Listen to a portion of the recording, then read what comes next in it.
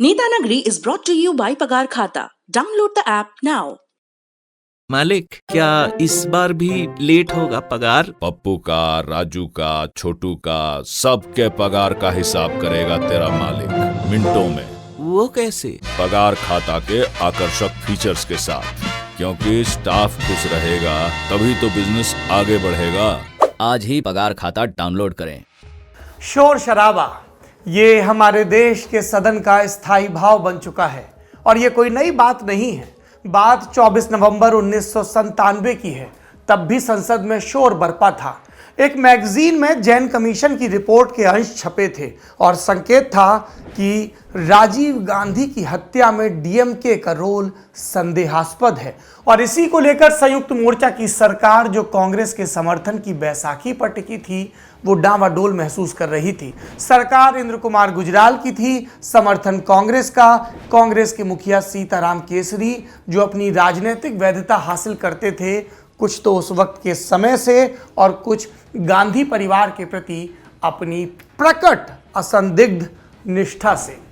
ऐसे में जब 2-3 दिनों तक सदन में कोई व्यवस्था, बातचीत नहीं हो पाती है, तो लोकसभा अध्यक्ष के पद पर बैठा, कुर्सी पर बैठा शख्स खींचकर ऐलान करता है कि मैं लोकसभा को अनिश्चित काल के लिए स्थगित करता हूं। यह कुछ ऐसा था जिसे न भूतो न भविष्यति कहा जाता है। अनिश्चित काल के लिए लोकसभा स्थगित नहीं की जाती। हर कोई सन्न रह गया स्पीकर के इस सख्त फैसले से। कौन बैठा था उस कुर्सी पर? यह कौन था जिसने मावलंकर के जमाने से आ रही परिपाटी को तोड़ा था? परिपाटी कि लोकसभा के अध्यक्ष पर वही व्यक्ति बैठेगा जो सत्तारूढ़ दल से होगा। ये वो लड़का था जो बहुत गरीब परिस्थितियों में उठकर आया था गारो हिल्स मेघालय से, जो एक बार फिर से 12वीं लोकसभा में अध्यक्ष बनने की तैयारी करे बैठा था, पर्चा दाखिल कर चुका था, लेकिन ऐन मौके पर कुछ भाजपा के नेता दौड़ते हुए आए और मंजर बदल गया। मैं बात कर रहा हूं पीए संगमा की। पीए संगमा ने शुरुआती पढ़ाई की, अध्ययन अध्यापन किया, फिर वो संजय गांधी की नज़र में आए और 1977 में मेघालय की तुरा सीट से टिकट पाया कांग्रेस का और संजय गांधी के सिर पर सालार। खुद संजय चुनाव हारे, उनकी मम्मी चुनाव हारी, पर पीए संगमा चुनाव जीतने में सफल रहे। 80 का दशक आया, लाल बत्ती मिली, राजीव के करीबी हुए, मुख्यमंत्री बनकर पहुंचे, 2 वर्ष के लिए वो रहे। और जब राजीव ने वापस दिल्ली तलब किया तो संगमा तो आए, लेकिन राजीव 21 मई 1991 के बाद श्री पेरम्बदूर से लौट कर नहीं आ पाए। कहते हैं कि नेता वो चतुर होता है जो हवा के रुख को उसके बदलने से पहले भांप ले और उसी हिसाब से पतवार कर ले ताकि उसकी गति पर असर ना पड़े। संगमा ने भी यही किया, नरसिम्हा राव के करीबी हो गए और 1996 में जब संयुक्त मोर्चा की सरकार देवेगौड़ा के नेतृत्व में बनी, जिसे कांग्रेस के अध्यक्ष नरसिम्हा राव ने कुछ देर से ही सही समर्थन की चिट्ठी दी, तो शर्त रखी गई कि लोकसभा अध्यक्ष के पद पर एक कांग्रेसी बैठेगा। राव ने पीए संगमा के नाम का ऐलान किया और हरिकिशन सिंह सुरजीत ने फौरन इस नाम का समर्थन कर दिया। तब तक अटल बिहारी वाजपेयी की सरकार को 13 दिन पूरे नहीं हुए थे, यानी विश्वास मत पर चर्चा नहीं हुई थी, सरकार नहीं गिरी थी। तो ये न भूतो न भविष्यति भी था कि अटल बिहारी वाजपेयी विश्वास मत पर बहस कर रहे हैं, लोकसभा अध्यक्ष की कुर्सी पर एक कांग्रेसी बैठा है। भाजपा ने तय किया था कि हम इस नाम का विरोध नहीं करेंगे। 11वीं लोकसभा विश्वास प्रस्तावों वाली लोकसभा के लिए भी जानी जाती है। 4 दफ़ा ऐसा हुआ और फिर शुरू होती है 13वीं लोकसभा की गिनती, जब अप्रैल 1988 में लोकसभा चुनाव के नतीजे आते हैं और एनडीए बहुमत के लगभग करीब पहुंच जाती है। एक बार फिर से पीए संगमा अपनी दावेदारी करते हैं लोकसभा के अध्यक्ष के पद के लिए। उनको भाजपा के खेमे से संकेत भी मिलता है कि हमें आपकी दावेदारी पर कोई ऐतराज नहीं है, लेकिन कोई और था जो दूर था, तिरुमाला की पहाड़ियों में था और उसके दिमाग में कोई और ही सियासी ज्यामिति चल रही थी। इस शख्स का नाम था चंद्रबाबू नायडू, जो अभी कल तक संयुक्त मोर्चा का हिस्सा हुआ करते थे, लेकिन बाबू ने पाला बदल लिया था। अब वो एनडीए के हिस्से आ गए थे। अटल बिहारी वाजपेयी चाहते थे कि वो उनकी सरकार का, उनकी कैबिनेट का हिस्सा बने, लेकिन शुरुआती राजनीतिक सौदेबाजी में उन्होंने मांगा लोकसभा अध्यक्ष का पद और इसके लिए प्रस्तावित किया अपने विश्वस्त सिपहसालार गंती मोहन बालयोगी को। लेकिन बालयोगी तो कहीं दूर थे, हवाई अड्डे से दूर थे। नामांकन का दिन, नामांकन का समय बीत रहा था। आनन फानन में उनको बुलाया गया, किसी तरह पर्चा भरवाया गया और पीएस संगमा जो अपनी जीत को लेकर आश्वस्त थे, भाजपा के खेमे से आश्वासन के मिलने के बाद वो भौचक रह गए। चुनाव के लिए वो तैयार पहले भी नहीं थे, उन्हें पर्चा वापस लेना पड़ा और उनके मन में जो राजनीतिक किरच पैदा हो गई थी इस एपिसोड से, उसे वापस लेने में बहुत वक्त लगा और इसीलिए अगली 2 लोकसभा में उन्होंने जोरदार आक्रमण किया अटल बिहारी वाजपेयी पर और उनकी सरकार पर। ये बात और है कि जिस कांग्रेस के मस्तूल तले वो अपनी राजनीतिक नैया खे रहे थे, खुद उसी के विरोधी हो गए 1999 में ही, जब सोनिया गांधी के विदेशी मूल के मुद्दे पर कांग्रेस के 3 कद्दावर नेताओं ने बगावत की। शरद पवार, पीएस संगमा और तारिक अनवर।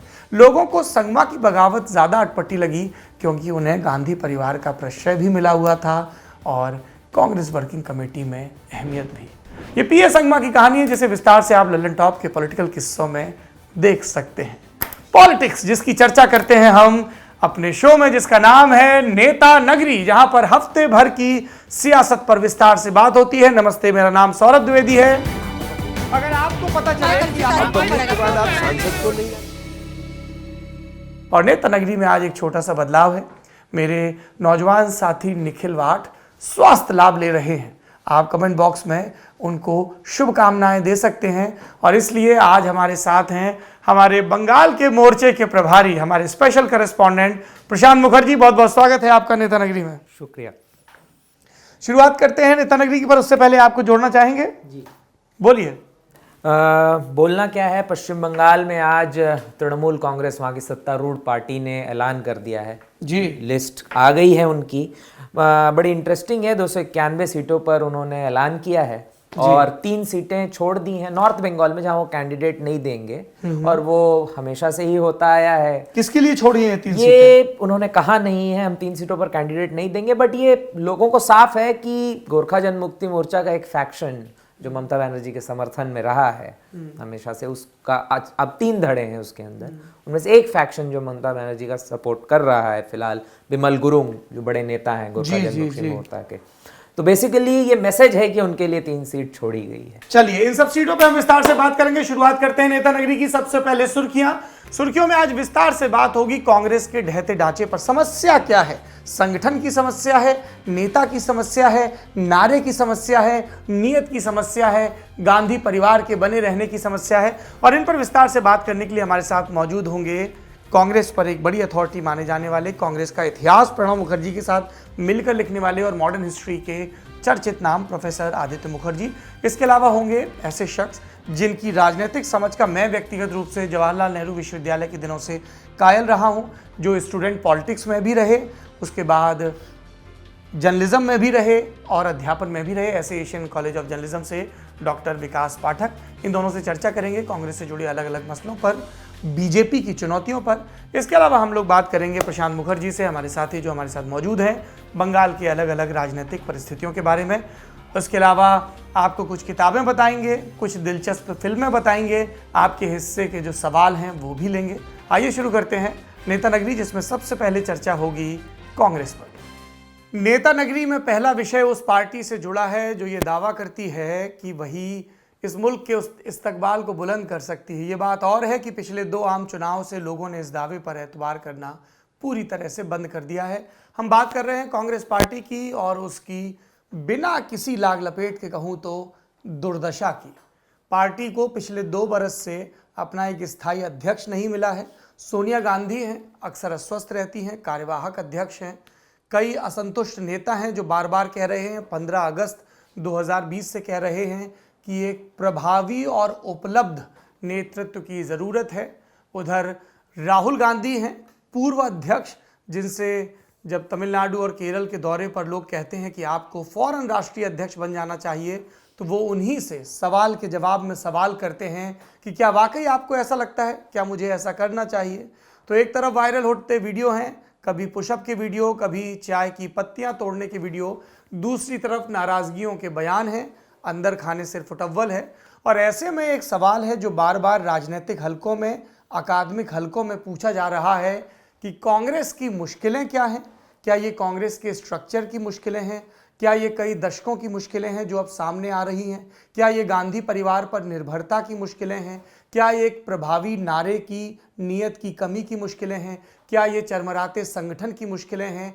क्या ये जो इंडियन पॉलिटिकल स्पेक्ट्रम हमेशा के लिए बदल गया है उसको ना पहचान पाने की मुश्किलें हैं? क्या ये क्षेत्रीय छत्रपों को पर्याप्त ताकत ना देने की मुश्किलें हैं? क्या संघवाद को न समझ पाने की मुश्किलें हैं? क्या गठबंधन को मजबूत न कर पाने की मुश्किलें हैं? और एक अंतहीन सिलसिला है जिन पर बात करने के लिए मेरे साथ मौजूद हैं कांग्रेस के इतिहास पर करीबी नज़र रखने वाले जेएनयू के रिटायर्ड प्रोफेसर आदित्य मुखर्जी और एशियन कॉलेज ऑफ जर्नलिज्म में शिक्षक विकास पाठक। आप दोनों का बहुत बहुत स्वागत है नेता नगरी में। जी सर, मेरा पहला सवाल ये है कि क्या कांग्रेस की ये मुश्किल जो फाइटिंग स्पिरिट है उसके मिसिंग होने की मुश्किल है या फौरी तौर पे गांधी परिवार पर हमेशा के लिए निर्भर होने की मुश्किल है? मैं ज्यादा बोझ उस पे देना चाहूंगा जो आपका पहला स्टेटमेंट था जी। कि जो मेन मुश्किल इस वक्त हमें नजर आती है कि कांग्रेस एक पार्टी ऑफ मूवमेंट हुआ करती थी शुरुआत से, party of struggle, party of movement. वो जो उसका जो नक्शा है वो धीरे धीरे party of election and party of power में बदलता गया। परंतु अब जो सिचुएशन है, अब जो चैलेंजेस जो आपने गिनवाए और बिल्कुल सही गिनवाए, इतने बड़े चैलेंजेस हैं कि अगर कांग्रेस इसको किसी भी तरह से इसको फेस करना चाहे तो इसको फिर से वापस उसी मोड में आना पड़ेगा, मूवमेंट के मोड में। और अगर वो मूवमेंट के मोड में आती है तो लीडरशिप का इशू भी सॉर्ट आउट हो जाता है कि कौन मूवमेंट लीड कर रहा है, फ्रंट पे कौन खड़ा है। ये इशू है सबसे बड़ा, लीडरशिप और मूवमेंट का। पार्टी के स्ट्रक्चर में इसके बदलाव का आने का बहुत जरूरी है। और दूसरा जो डेमोक्रेटिक प्रोसेस है, कांग्रेस एक डेमोक्रेटिक पार्टी थी शुरू से।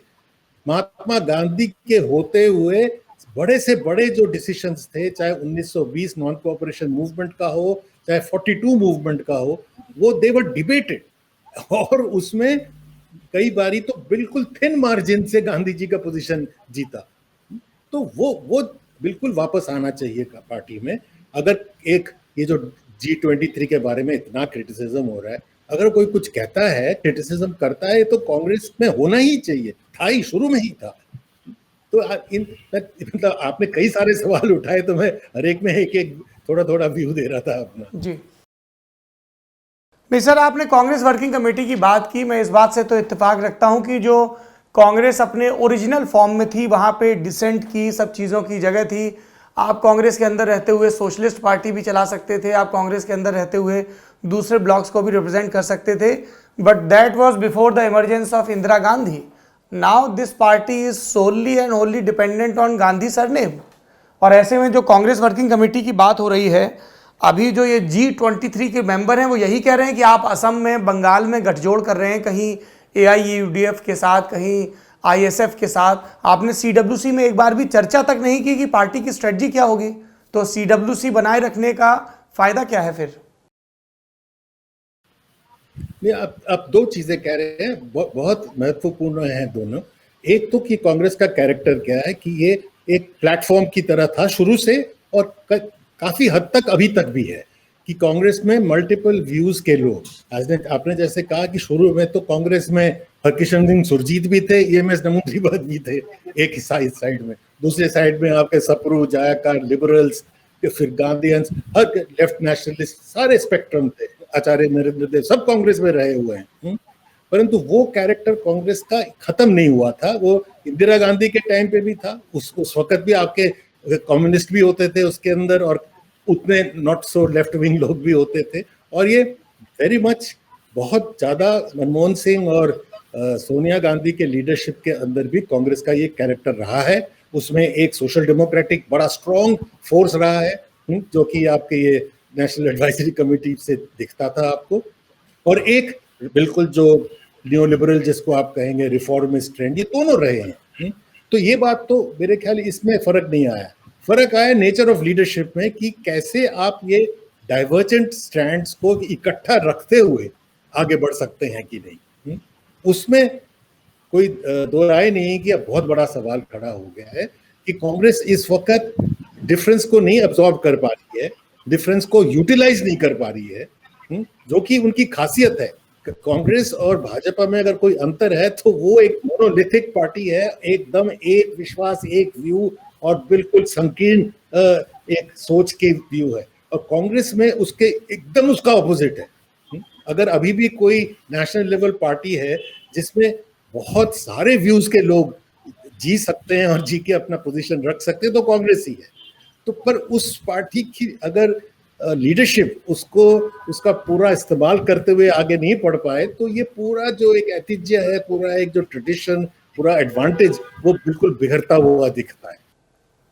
विकास पाठक जी, प्रोफेसर मुखर्जी कह रहे हैं कि कांग्रेस के पास एडवांटेज है कि बहुत सारे व्यू हैं, जिसको हम हिंदी में बहुलतावाद कहते हैं, लेकिन मुझे लग रहा है कि इस वक्त यही कांग्रेस की सबसे बड़ी समस्या है कि कांग्रेस के पास ऐसा कोई स्ट्रॉन्ग व्यू पॉइंट ही नहीं है जो रेजोनेट करे मास के साथ। What's your thought?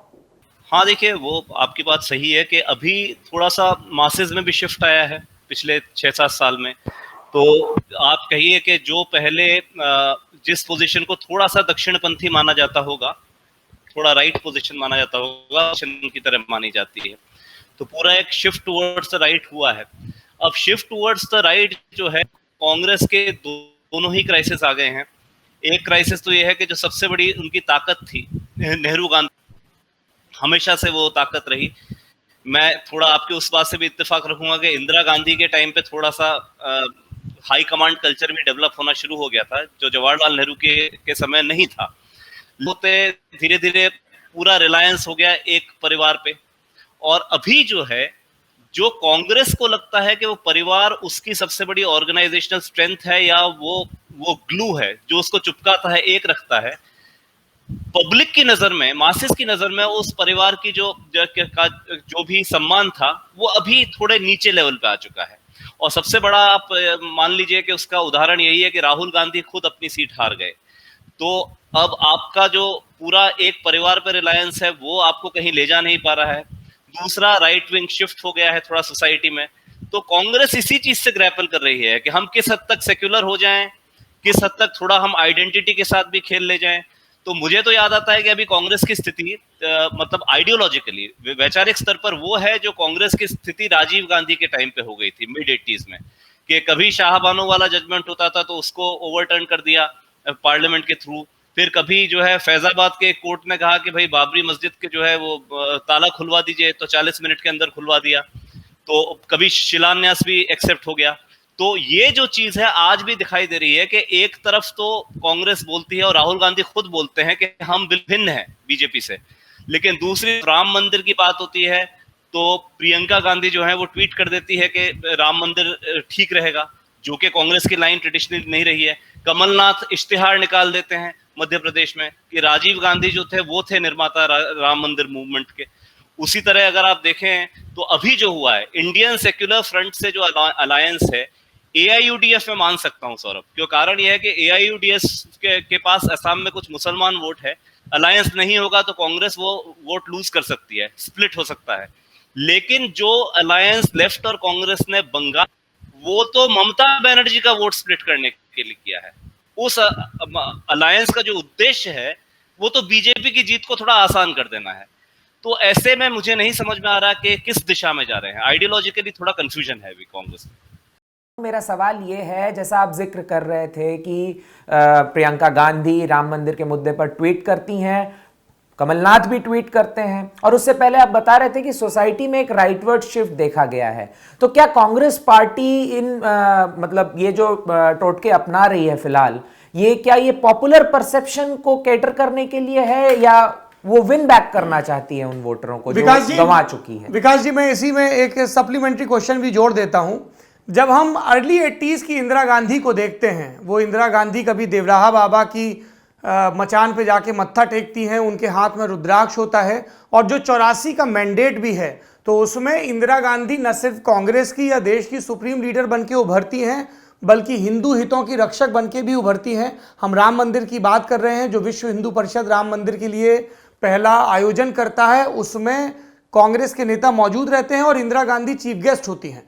तो इंदिरा गांधी को वो अपना राइट स्वरूप दिखाने में उतनी दिक्कत नहीं आ रही थी 80s में, लेकिन जब राहुल गांधी जाते हैं गुजरात के दौरे पर, कुल की, गोत्र की, जनेऊ की बात होती है, या प्रियंका गांधी जाके माघ मेला में डुबकी लगाती हैं, तो इसको ऐसे प्रोजेक्ट किया जाता है कि because of BJP push, Congress को अपना ये दक्षिणपंथी प्रो हिंदू कैरेक्टर दिखाना पड़ रहा है। और साथ में एक सवाल नत्थी होता है कि ये कितना लोगों के गले उतरेगा। तो सौरभ देखिए, आपने जो पूछा, प्रशांत ने जो पूछा, मैं आपकी बात से बिल्कुल इत्तेफाक रखता हूं। ये कोशिश यही की जा रही है, जो राहुल गांधी और प्रियंका गांधी की स्टेटमेंट्स को देखिए तो कोशिश यही है कि किसी तरह जो 80s की स्थिति है, जहां इंदिरा गांधी ने एक जमाने में ऐसा तक हो गया था कि हिंदू वोट भी इंदिरा गांधी की तरफ चला गया था पूरा पंजाब प्रॉब्लम के कारण, और पूरी तरह across the spectrum Indira Gandhi फैल गई थी। इवन हुआ था 1983 में, वहां पे उन्होंने जम्मू के हिंदुओं का भी विषय उठाया था, और उसमें भाजपा शून्य पे आ गई थी। वहां कांग्रेस ने जम्मू स्वीप किया था। ये भी सौरभ ये रियलिटी है। जैसे कि अगर आप देखिए तो जो उत्तर प्रदेश और मध्य प्रदेश वगैरह में 50 के दशक में कांग्रेस की लीडरशिप हुआ करती थी। संपूर्णानंद देख लीजिए, संपूर्णानंद संस्कृत के बहुत अच्छे स्कॉलर थे। आप ये देखिए कि उस जमाने को बैन करने के लिए या प्रोहिबिट कर रिस्ट्रिक्ट करने के लिए जो बिल्स आए वो कांग्रेस की सरकारों ने लाए उस जमाने में। उत्तर प्रदेश में आया, मध्य प्रदेश में आया, राजस्थान में आया। तो वो जमाना जो था उसमें ऐसे लीडर थे, ये सच्चाई है जो आप कह रहे हैं। उस कैटेगरी में आ जाएंगे। उस कैटेगरी में जो अभी का मध्य प्रदेश है उसमें सेठ गोविंद दास थे, डीपी मिश्रा थे, रविशंकर शुक्ला थे। तो वो उस टाइम चल जाता था कि जवाहरलाल नेहरू केंद्रीय लेवल पे एक काफी धर्मनिरपेक्ष टाइप के फिगर हैं, काफी प्रोग्रेसिव इंटरनेशनलिस्ट व्यू वाले फिगर हैं। लेकिन उसी जगह ऐसा भी संभव है कि कोई नेता, कांग्रेस का बड़ा नेता राजनीति, जो कि हिंदी का समर्थक हो सकता है, संस्कृत का समर्थक हो सकता है, कहीं काउ प्रोटेक्शन मूवमेंट में भी इन्वॉल्व हो सकता है, उस समय वो चल जाता था। मैं आपको कारण बताता हूं कि उस समय जनसंघ बहुत नई चीज थी।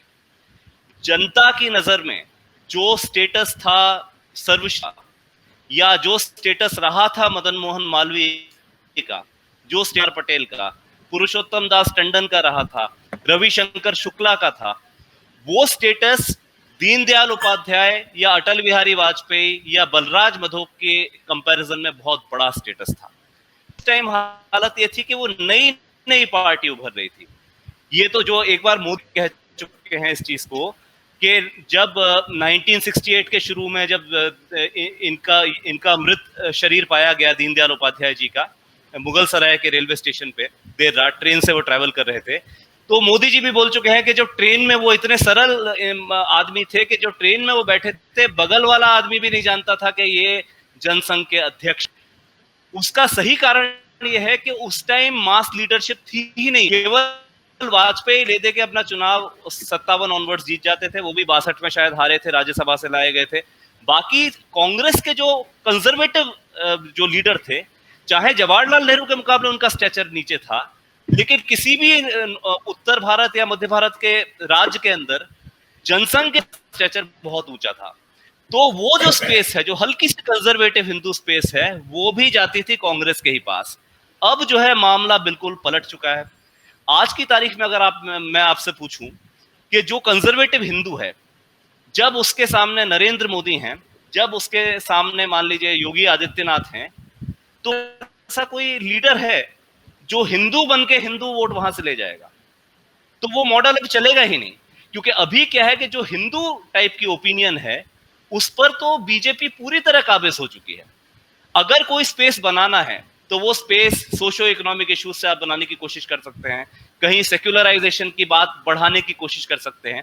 अगर आज राहुल गांधी समझें या प्रियंका गांधी समझें कि प्रियंका गांधी को योगी आदित्यनाथ से ज्यादा हिंदू मान लिया जाएगा, तो वो संभव ही नहीं है। तो उस कंपटीशन में तो आप आइडियोलॉजिकली कंफ्यूज हो जाते हैं और अपने आप को एक पुअर बी टीम दिखा देते हैं बीजेपी की। तो मेरा आपसे यही जवाब है इस चीज का। प्रोफेसर मुखर्जी, विकास पाठक कांग्रेस के पुराने दौर के छत्रपों की बात कर रहे थे। राजस्थान में सुखाड़िया और यशवंत परमार, हिमाचल में प्रताप सिंह कैरो, पंजाब में, यूपी में गोविंद बल्लभ पंत, संपूर्णानंद, एक लंबी सूची है। मध्य प्रदेश में रविशंकर शुक्ला हों या फिर डीपी मिश्रा हों, क्या आपको लगता है कि कांग्रेस के स्ट्रक्चर की जो आज की तारीख में सबसे बड़ी खामी है वो यही है कि ऐसे मजबूत छत्रपों का अभाव है? You need a Sharad Pawar in each and every state who can win election on their own, और सेंटर से उनको बस एक एडिशनल सपोर्ट मिले। इसमें कोई दो राय नहीं है कि कांग्रेस, फिर दोबारा से इतिहासकार होने के नाते मैं पीछे चले जाता हूँ, शुरू में ही ये बिल्कुल लोकल इनिशिएटिव के बेसिस पे पार्टी बनी हुई है। फेडरल जितना ज्यादा हो एकदम लोकल लेवल पे, डिस्ट्रिक्ट लेवल पे, और ऑर्गेनाइजेशन बनाया भी ऐसा गया था, खास करके गांधी जी के आने के बाद, दैट जो इनिशिएटिव आएगा वो नीचे से आएगा। आप बिल्कुल ठीक कह रहे हैं कि अगर बिल्कुल टोटल सेंट्रलाइजेशन हो जाए तो ये पार्टी नहीं चल सकती, क्योंकि इसकी बुनियाद ही ऐसी है दैट लोकल इनिशिएटिव पे बेस्ड है। परंतु जो इसके से जुड़ा हुआ सवाल जो विकास ने रेज किया था कि कई सारे जो ये लीडर्स थे वो कंजर्वेटिव हिंदू थे, उस पर मैं एक टिप्पणी करना चाहूंगा कि वो कंजर्वेटिव हिंदू जरूर होंगे। कांग्रेस में कंजर्वेटिव हिंदू बहुत रहे हैं, बहुत सालों से रहे हैं, गांधी जी के टाइम पे भी रहे हैं, पर कम्युनल है कि नहीं? ये जो नया आप देख रहे हैं जो आ रहा है कि to play ball with communal politics, चाहे वो हिंदू हो चाहे मुस्लिम हो, जो कि सिर्फ कांग्रेस की बीमारी नहीं है, लेफ्ट की भी बहुत बीमारी रही है, हर एक खेमे की रही है। आफ्टर ऑल ये मत भूलिएगा कि पूरी जनता पार्टी जो बनी थी वो आरएसएस के अलायंस से बनी थी, और जयप्रकाश नारायण खुद कह चुके हैं कि अगर आरएसएस फासिस्ट है तो मैं फासिस्ट हूं, है ना? तो सारा ब्लेम जो है ये कांग्रेस के सिर पे नहीं मारना चाहिए। मेरे ख्याल जो हुआ ये है कि सभी ने, पूरे सेक्युलर फ्रंट ने पॉलिटिकल गेन्स के लिए, इलेक्टोरल पॉलिटिक्स के लिए थोड़ा थोड़ा करके कॉम्प्रोमाइज करना शुरू किया। हिंदू सेंटिमेंट होना मेरे ख्याल से उसमें कोई गलत बात नहीं है, मुस्लिम सेंटिमेंट को रिस्पेक्ट करने में कोई गलत बात नहीं है, पर अगर आप मुस्लिम कम्युनल या हिंदू कम्युनल फोर्सेस के साथ थोड़ा बहुत भी कॉम्प्रोमाइज करें या सिख कम्युनल फोर्सेस के साथ कॉम्प्रोमाइज करें, तो इन द लॉन्ग टर्म जो विकास ने कहा वो बिल्कुल ठीक कहा कि जो कॉम्प्रोमाइज करने वाला है वो तो किनारे रह जाएगा, जो असली चीज है, जो कि कोर कम्युनल पार्टीज हैं, वो जीत जाते हैं। पंजाब में भी ये हुआ, अब सारे देश में यही हो रहा है। तो इसलिए तो अगर कांग्रेस अपनी इतिहास से फिर वापस जाए, खास करके अगर गांधी जी से कुछ सीखे, कट्टर हिंदू अपने मौलाना आजाद, ऐसे मतलब मौलवी वो भी हो सकते हो, पर साथ में कट्टर सेक्युलर, मतलब गांधी जी फ्रॉम पॉइंट 1 इसको इंसिस्ट करते रहे कि अगर आप सेक्युलर नहीं हो, अगर आप हिंदू मुस्लिम यूनिटी पे विश्वास नहीं करते, तो आपको कांग्रेस की 4 आना की मेंबरशिप भी नहीं मिल सकती, है ना? तो ये जो इसका जो सेक्युलरिज्म पे जो बहुत जोर था, वो सडनली उसको देना भूल जा रहे हैं, और बचा ये कि आप थोड़ा सा पैंडर करिए जो कम्युनल फोर्सेस है उनका, तो just to get that Hindu vote और द मुस्लिम वोट। ये पॉलिटिक्स ही बड़ा डेंजरस है। अगर आप ये पॉलिटिक्स खेलेंगे कास्ट की और कम्युनलिज्म की, तो कास्टिस्ट पार्टी और कम्युनलिस्ट पार्टी जीत जाएंगी आखिर में। इसलिए जो विकास कह रहे हैं बिल्कुल ठीक कह रहे हैं, कांग्रेस पार्टी बनी थी बिल्कुल ऑन सेक्युलर ग्राउंड्स। इसका जो कंस्ट्रक्शन ही था पार्टी का, वो बिल्कुल पॉलिटिकल इकोनॉमिक बेसिस पे था। It was not a cultural nationalism, इसकी नेशनलिज्म ही थी पॉलिटिकल इकोनॉमी पे बेस्ड।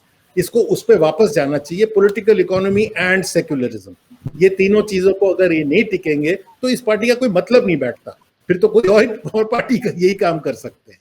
प्रोफेसर मुखर्जी, आपने बार बार सेकुलर वर्ड का जिक्र किया, and I want to say that this is the most abused word right now. बहुत ही इसके गलत मिस इंटरप्रिटेशन होते हैं अपने अपने पॉलिटिकल बेनिफिट के लिए। I clearly remember in 1986 onwards, Lal Krishna Advani, when he was trying to assert himself at the top of BJP post Atal Bihari Vajpayee, वो बार बार एक शब्द का इस्तेमाल करते थे, छद्म धर्मनिरपेक्षता।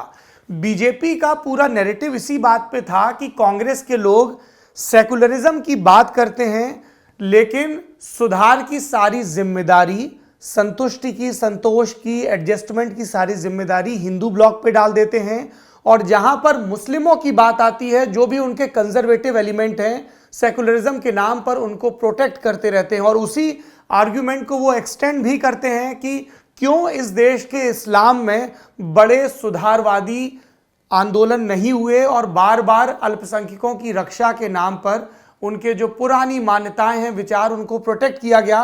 और जब इसको एक्सटेंड किया जाता है, सर आपने कास्ट की बात कही, if we look at the initial structure of Congress in most of the states, तो ज्यादातर फॉरवर्ड कास्ट या पेजेंट कास्ट थे जो बहुत बाद में अपने आप को असर्ट कर पाए। आप बिहार में देखिए, श्री कृष्ण सिंह का राज चलता है, उसके बाद कभी भूमिहार बनते हैं, कभी राजपूत बनते हैं, कभी ब्राह्मण बनते हैं, वो राजी नहीं होते। वो 70s में पोस्ट संवित सरकार दरोगा प्रसाद राय को सत्ता देते हैं। सेम थिंग इन यूपी, कभी एनडी तिवारी, कभी वीर बहादुर सिंह, कभी श्रीपद तिवारी, कभी मतलब ये एक शफलिंग चलती रहती है ब्राह्मणों और राजपूतों के बीच।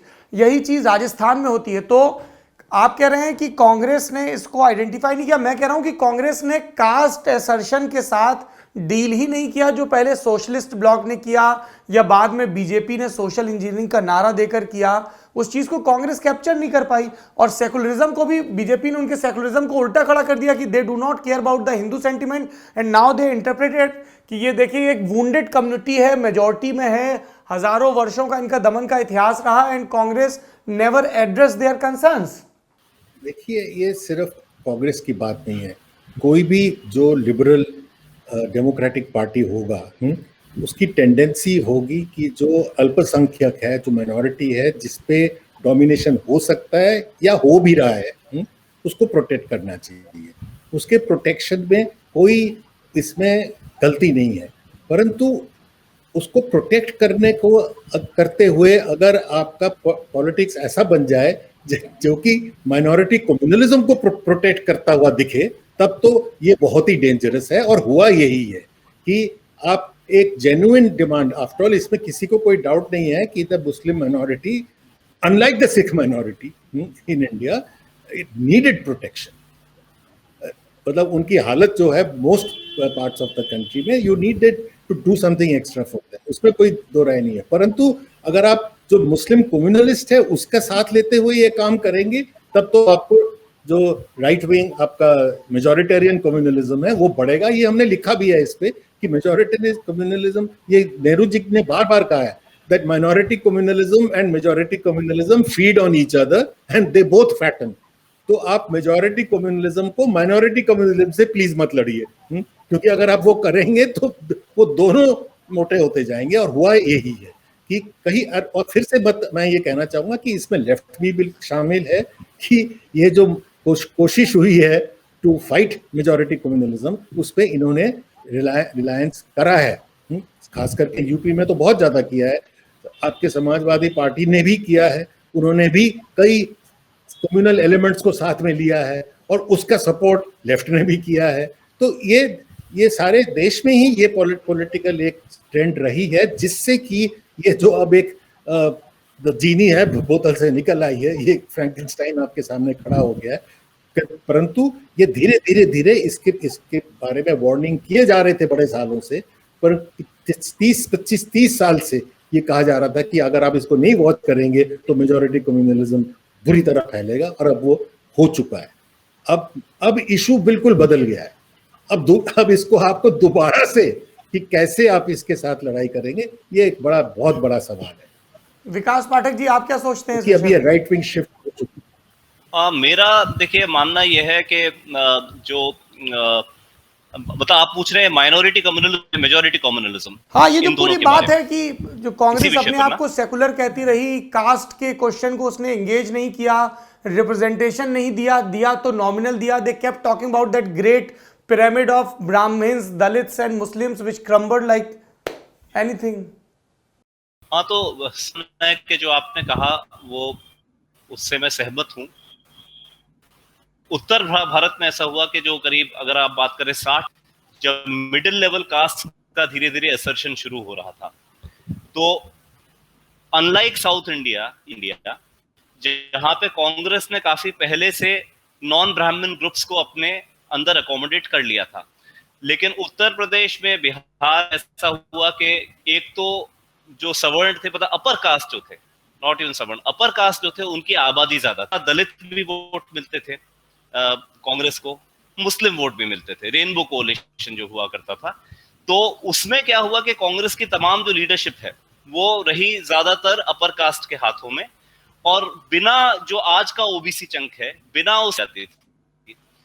तो ये जो असर हुआ इन जातियों का, इनमें तमाम जातियां आ जाएंगी, जाट आ जाएंगे, यादव, गुजर आ जाएंगे, कुर्मी आ जाएंगे, ये जो तमाम जातियां बिहार में, इनका असर्शन होना शुरू हुआ लोकदल की पॉलिटिक्स के आसपास, चौधरी चरण सिंह या फिर सोशलिस्टों के साथ, क्योंकि राम मनोहर पहले से बात कर रहे थे ओबीसी रिजर्वेशन की।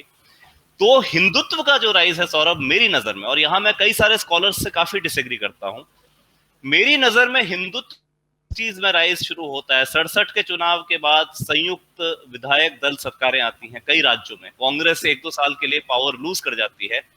ये बेसिकली एक ऐसा कोलैबोरेशन था, क्योंकि 67 में भी सीटों के एडजस्टमेंट करने की कोशिश की थी लोग। भारतीय लोक दल ने, मतलब क्रांति दल, फिर वो लोक दल बना, उसने साथ में स्वतंत्र पार्टी ने, आपके जन, इन तमाम लोगों ने, और इनफैक्ट जो बाद में सरकार आई थी उसमें तो सीपीआई भी शामिल थी 67 में, यूपी, बिहार और पंजाब में जनसंघ के साथ। तो ये जो एडजस्टमेंट्स हुए, इन एडजस्टमेंट्स में जो कोर था जनसंघ का, जो बेसिकली अपर कास्ट हिंदू का थोड़ा सा चंक, ज्यादा अर्बन स्मॉल ट्रेडर्स भी, ये chunk collaborate rising middle level caste से, जो बाद में ओबीसी बनी।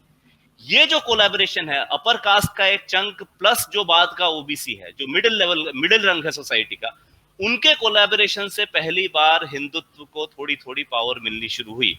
फिर आप 70 के दशक में आइए, 1977 की जनता पार्टी क्या है, मतलब वैसे हम जानते हैं कि जेपी मूवमेंट है, इंदिरा गांधी की इमरजेंसी के अगेंस्ट तमाम पार्टी, एक लेवल पे टॉप डाउन व्यू है, गलत नहीं है लेकिन टॉप डाउन है।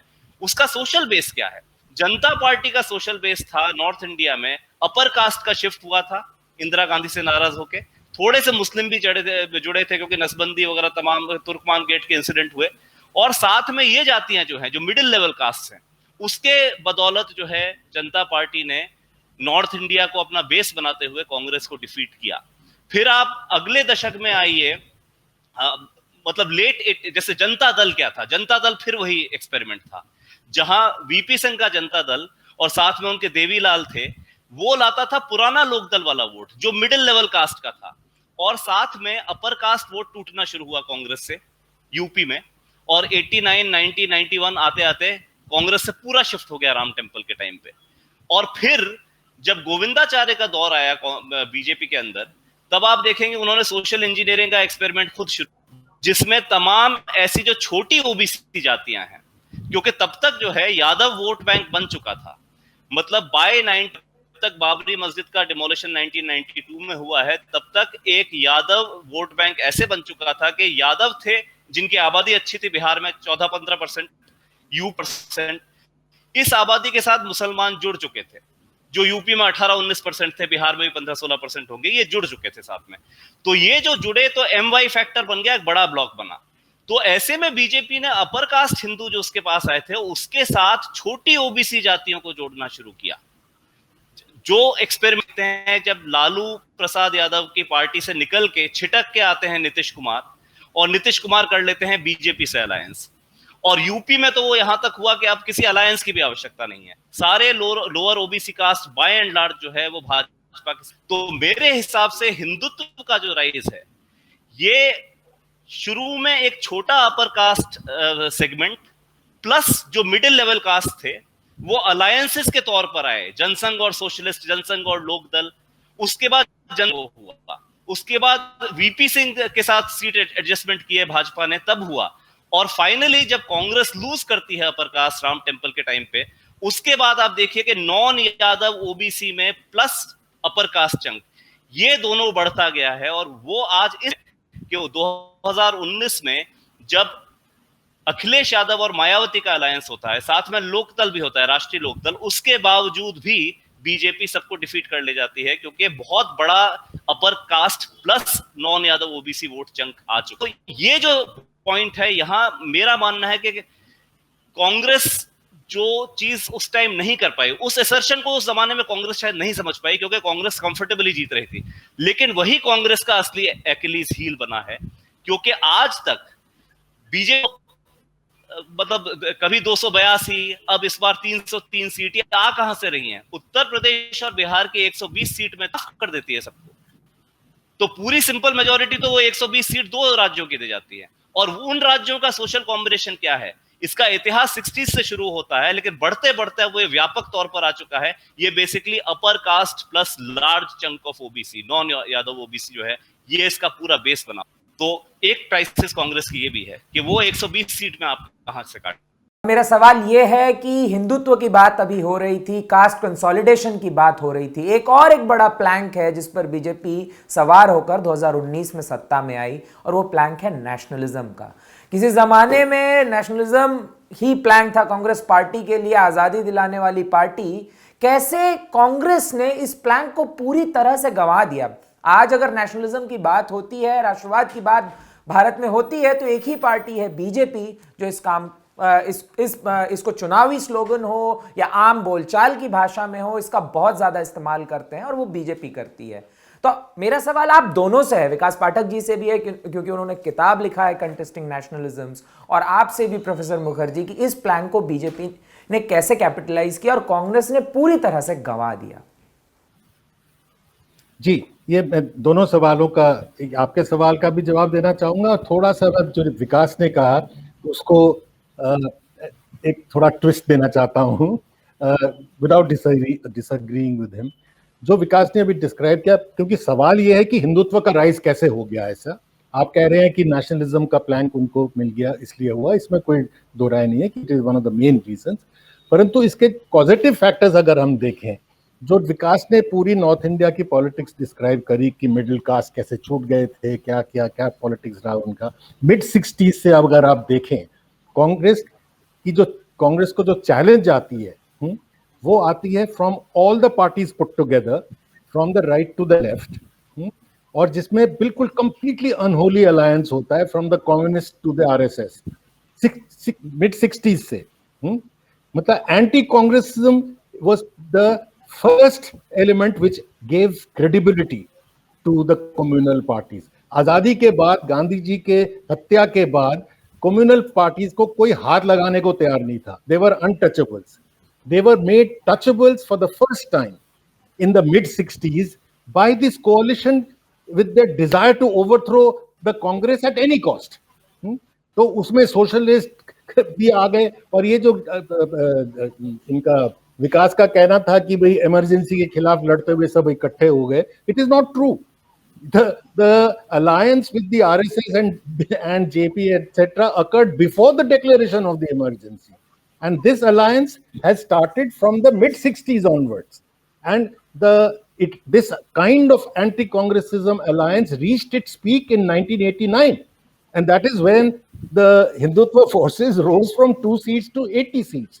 So, ये जो एक narrative है कि हिंदुत्व इसलिए राइज हो गई क्योंकि Congress has been playing Hindu politics etcetera, ये भूल जाते हैं that it is not the Congress conceding to Hindu communalism, it's the entire opposition giving credibility and basing itself on the cadre of the Hindu communalists, which has given such a big fillip, such a big push to Hindu communalists. एक तो ये बात है। जो nationalism वाली बात कर रहे हैं बहुत महत्वपूर्ण है, इस पे मैं रेगुलरली बोलता हूँ, लिखता भी हूँ कि ये बहुत बड़ा सवाल है कि नेशनलिज्म का प्लैंक कैसे छूट गया। इस पे भी अब प्लीज हमारी जो आदत पड़ गई है, और उसका मेन कारण as I said anti Congressism है और थोड़ा बहुत बीजेपी का प्रोपेगेंडा है कि हम हर एक जो बीमारी का जो सोर्स वो कांग्रेस में ही ढूंढते हैं कि नेशनलिज्म किसने अबैंडन किया। डू रिमेंबर कि हमारे नेशनलिज्म को रिडिक्यूल करने में लेफ्ट का कितना हाथ रहा है। आप लेफ्ट से रहे हैं इसलिए मैं आपको देख के मुझे याद भी आ जाता है। यू नो, ये मतलब making a fool out of Gandhi, declaring him as bourgeois, declaring from Tilak, Patel, Gandhi, इन सबको communal, bourgeois, you know, conservative, pro imperialist तक कहा हुआ है। प्रो इंपीरियलिस्ट लेफ्ट ने, नेहरू को आप रनिंग डॉग ऑफ इंपीरियलिज्म कह देते हो, है ना।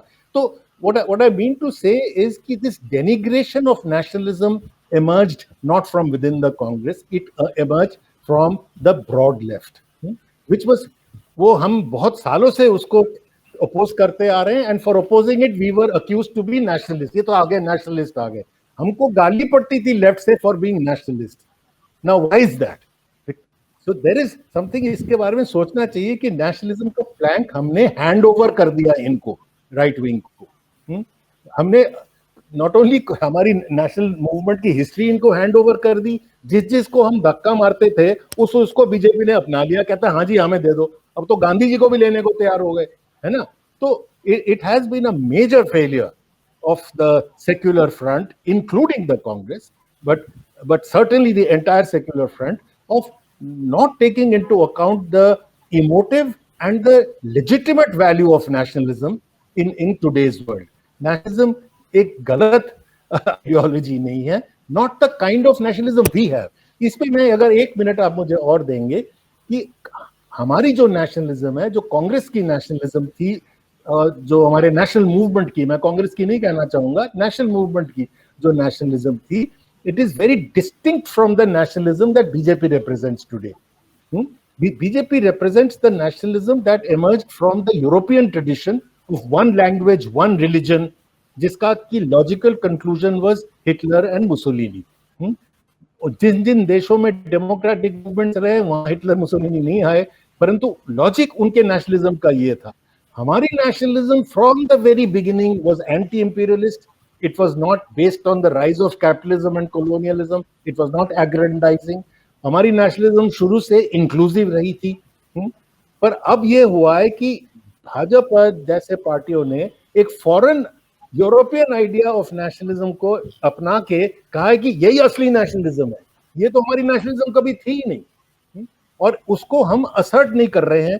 ये सबसे बड़ी ट्रेजेडी ये है कि after creating one of the world's most revolutionary ideas of nationalism, unique, जब इंडियन नेशनलिज्म 19th सेंचुरी में क्रिएट होती है, it was unique in the world. No other nation state emerged with this idea of nationalism. वो हमारी heritage है, और उसको छोड़ के हम इमिटेट कर रहे हैं one of the worst variety of nationalism represented by Hitler, Mussolini etcetera. ये तो बिल्कुल आप ठीक कह रहे हैं, नेशनलिज्म पे बहुत डिबेट होना चाहिए और समझना चाहिए हमने कि कैसे हमने ये प्लेटफॉर्म इनको दे दिया और कैसे इसको हम रिकवर करें। हमको अब एक एक को रिकवर करना पड़ेगा। हमको विवेकानंद को रिकवर करना पड़ेगा because they are misusing him, झूठ बोलते हैं उसके बारे में। We have to recover Patel, झूठ बोलते हैं उनके बारे में। दे डोंट टेल पीपल कि Patel was secular to the core. आफ्टर 25,000 ये आरएसएस उन्होंने अरेस्ट करवाए थे। हमको डिफेंड करना पड़ता है तिलक को, that even Lenin called him a social Democrat, that he was not communal, है ना। तो पहले तो हम अपना वर्क करें और रिकवरी करें हमारी अपनी इंडियन नेशनलिज्म की, तभी तो हम एक्सपेक्ट करेंगे कि बाकी पार्टीज भी उसको अडॉप्ट करेंगी। विकास पाठक जी, प्रोफेसर आदित्य मुखर्जी ने जो बोला मैं उस पर आपकी टिप्पणी चाहता हूं, लेकिन उससे पहले मैं अपने हिस्से के भी कुछ सवाल जोड़ना चाहता हूं। प्रोफेसर मुखर्जी बात कर रहे हैं नेशनलिज्म की और कह रहे हैं कि वो एक 19th सेंचुरी का फिनोमेना है, लेकिन जब मैं राइट विंग के लिटरेचर की तरफ जाता हूँ, रीडिंग्स की तरफ जाता हूँ, तो उनकी तो सबसे बड़ी शिकायत ही यही है कि ये जो मार्क्सिस्ट थ्योरिस्ट हैं ये नेशन स्टेट और नेशनलिज्म को बहुत ही यूरोपियन और मॉडर्न कंटेक्स्ट में देखते हैं, and then they start giving examples of say Adi Shankaracharya. कि आप देखिए 8वीं 9वीं सदी में एक व्यक्ति था जो हिंदुस्तान के 4 कोनों में 4 बड़े धार्मिक और कल्चरल सेंटर स्टैब्लिश करता है to unify. Then they start giving example of Vishnu Purana written in 4th century, and then they say कि जम्बू द्वीपे, भारत खंडे। Then they start giving example of various Hindu kingdoms, be it Harshavardhan, be it Rajendra Chola, be it Lalitaditya पीठ। तो उनका सबसे बड़ा असर्शन ही यही है कि आप हमें हिटलर और मुसोलिनी से जोड़ रहे हैं, लेकिन हम जब एक राष्ट्र की बात करते हैं या हिंदू की बात करते हैं तो हम ऋग्वेद से लेके और एक कंटिन्यूटी की बात करते हैं, जिसमें बीच में एक लल फेज आ गया था क्योंकि फॉरेन एलिमेंट्स आ गए थे। ये this is how they assert themselves, they claim on the entire legacy.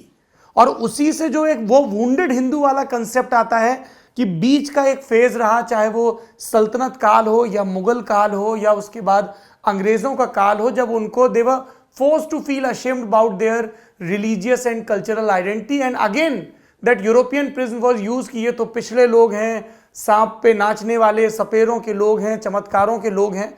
तो उस पूरी साइकी को वो रिवर्स करना चाहते हैं, इसीलिए बार बार विगत वैभव की चर्चा होती है। वो जो हिंदुस्तान सोने की चिड़िया था, हिंदुस्तान विश्व गुरु था, हिंदुस्तान में दूध की नदियां बहती थी, so that you get that inspiration, और उसके लिए आपको इमीडिएटली फॉल बैक ना करना पड़े आपके करंट पास्ट में।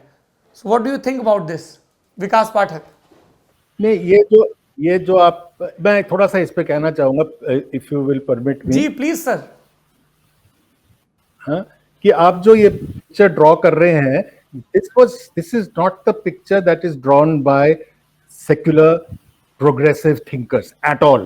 From Jawaharlal Nehru to Amartya Sen, they do go back to Rig Veda, but they are going back in the following manner. आप Discovery of India पढ़िए, उसमें they are saying that we have built on a tradition of being able to live together, जिसमें the continuity is drawn right through, in which the Bhakti movement, the Sufi movement, the Akbar, etc. equally part. अगर तीन नाम अगर discovery of India में आते हैं, अमर्त्य सेन की तीनों किताबों में आते हैं, वो होंगे from Buddha to Akbar to Gandhi.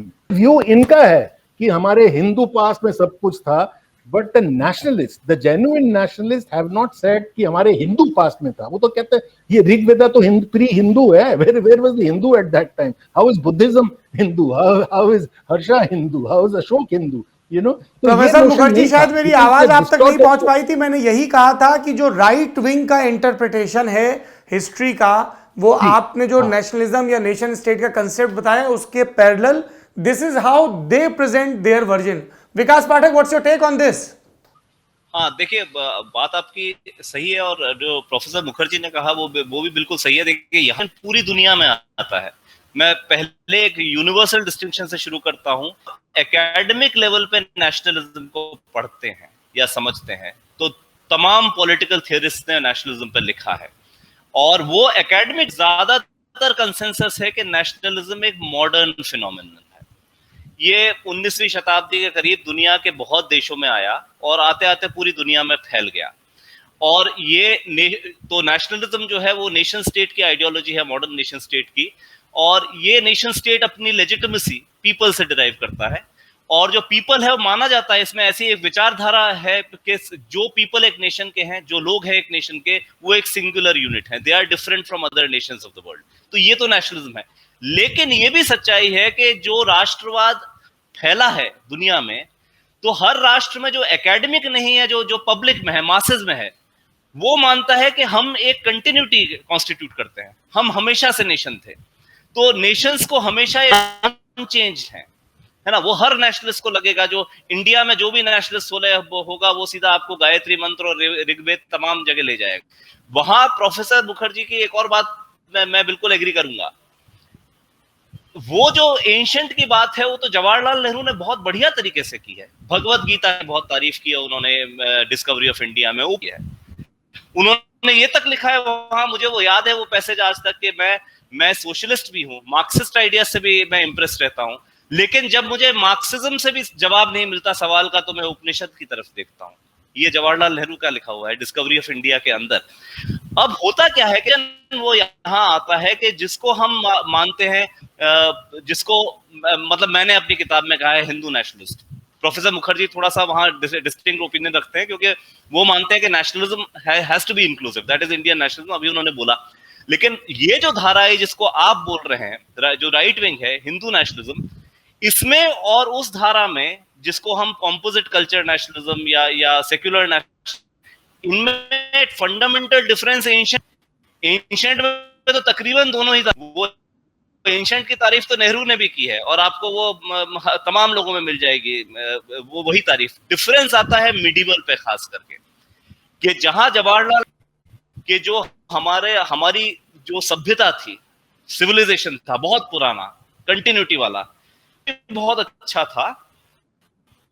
ये अच्छा हुआ, उसमें कुछ नई चीजें जुड़ी, तो अकबर को भी, महाराणा प्रताप को भी मानेंगे।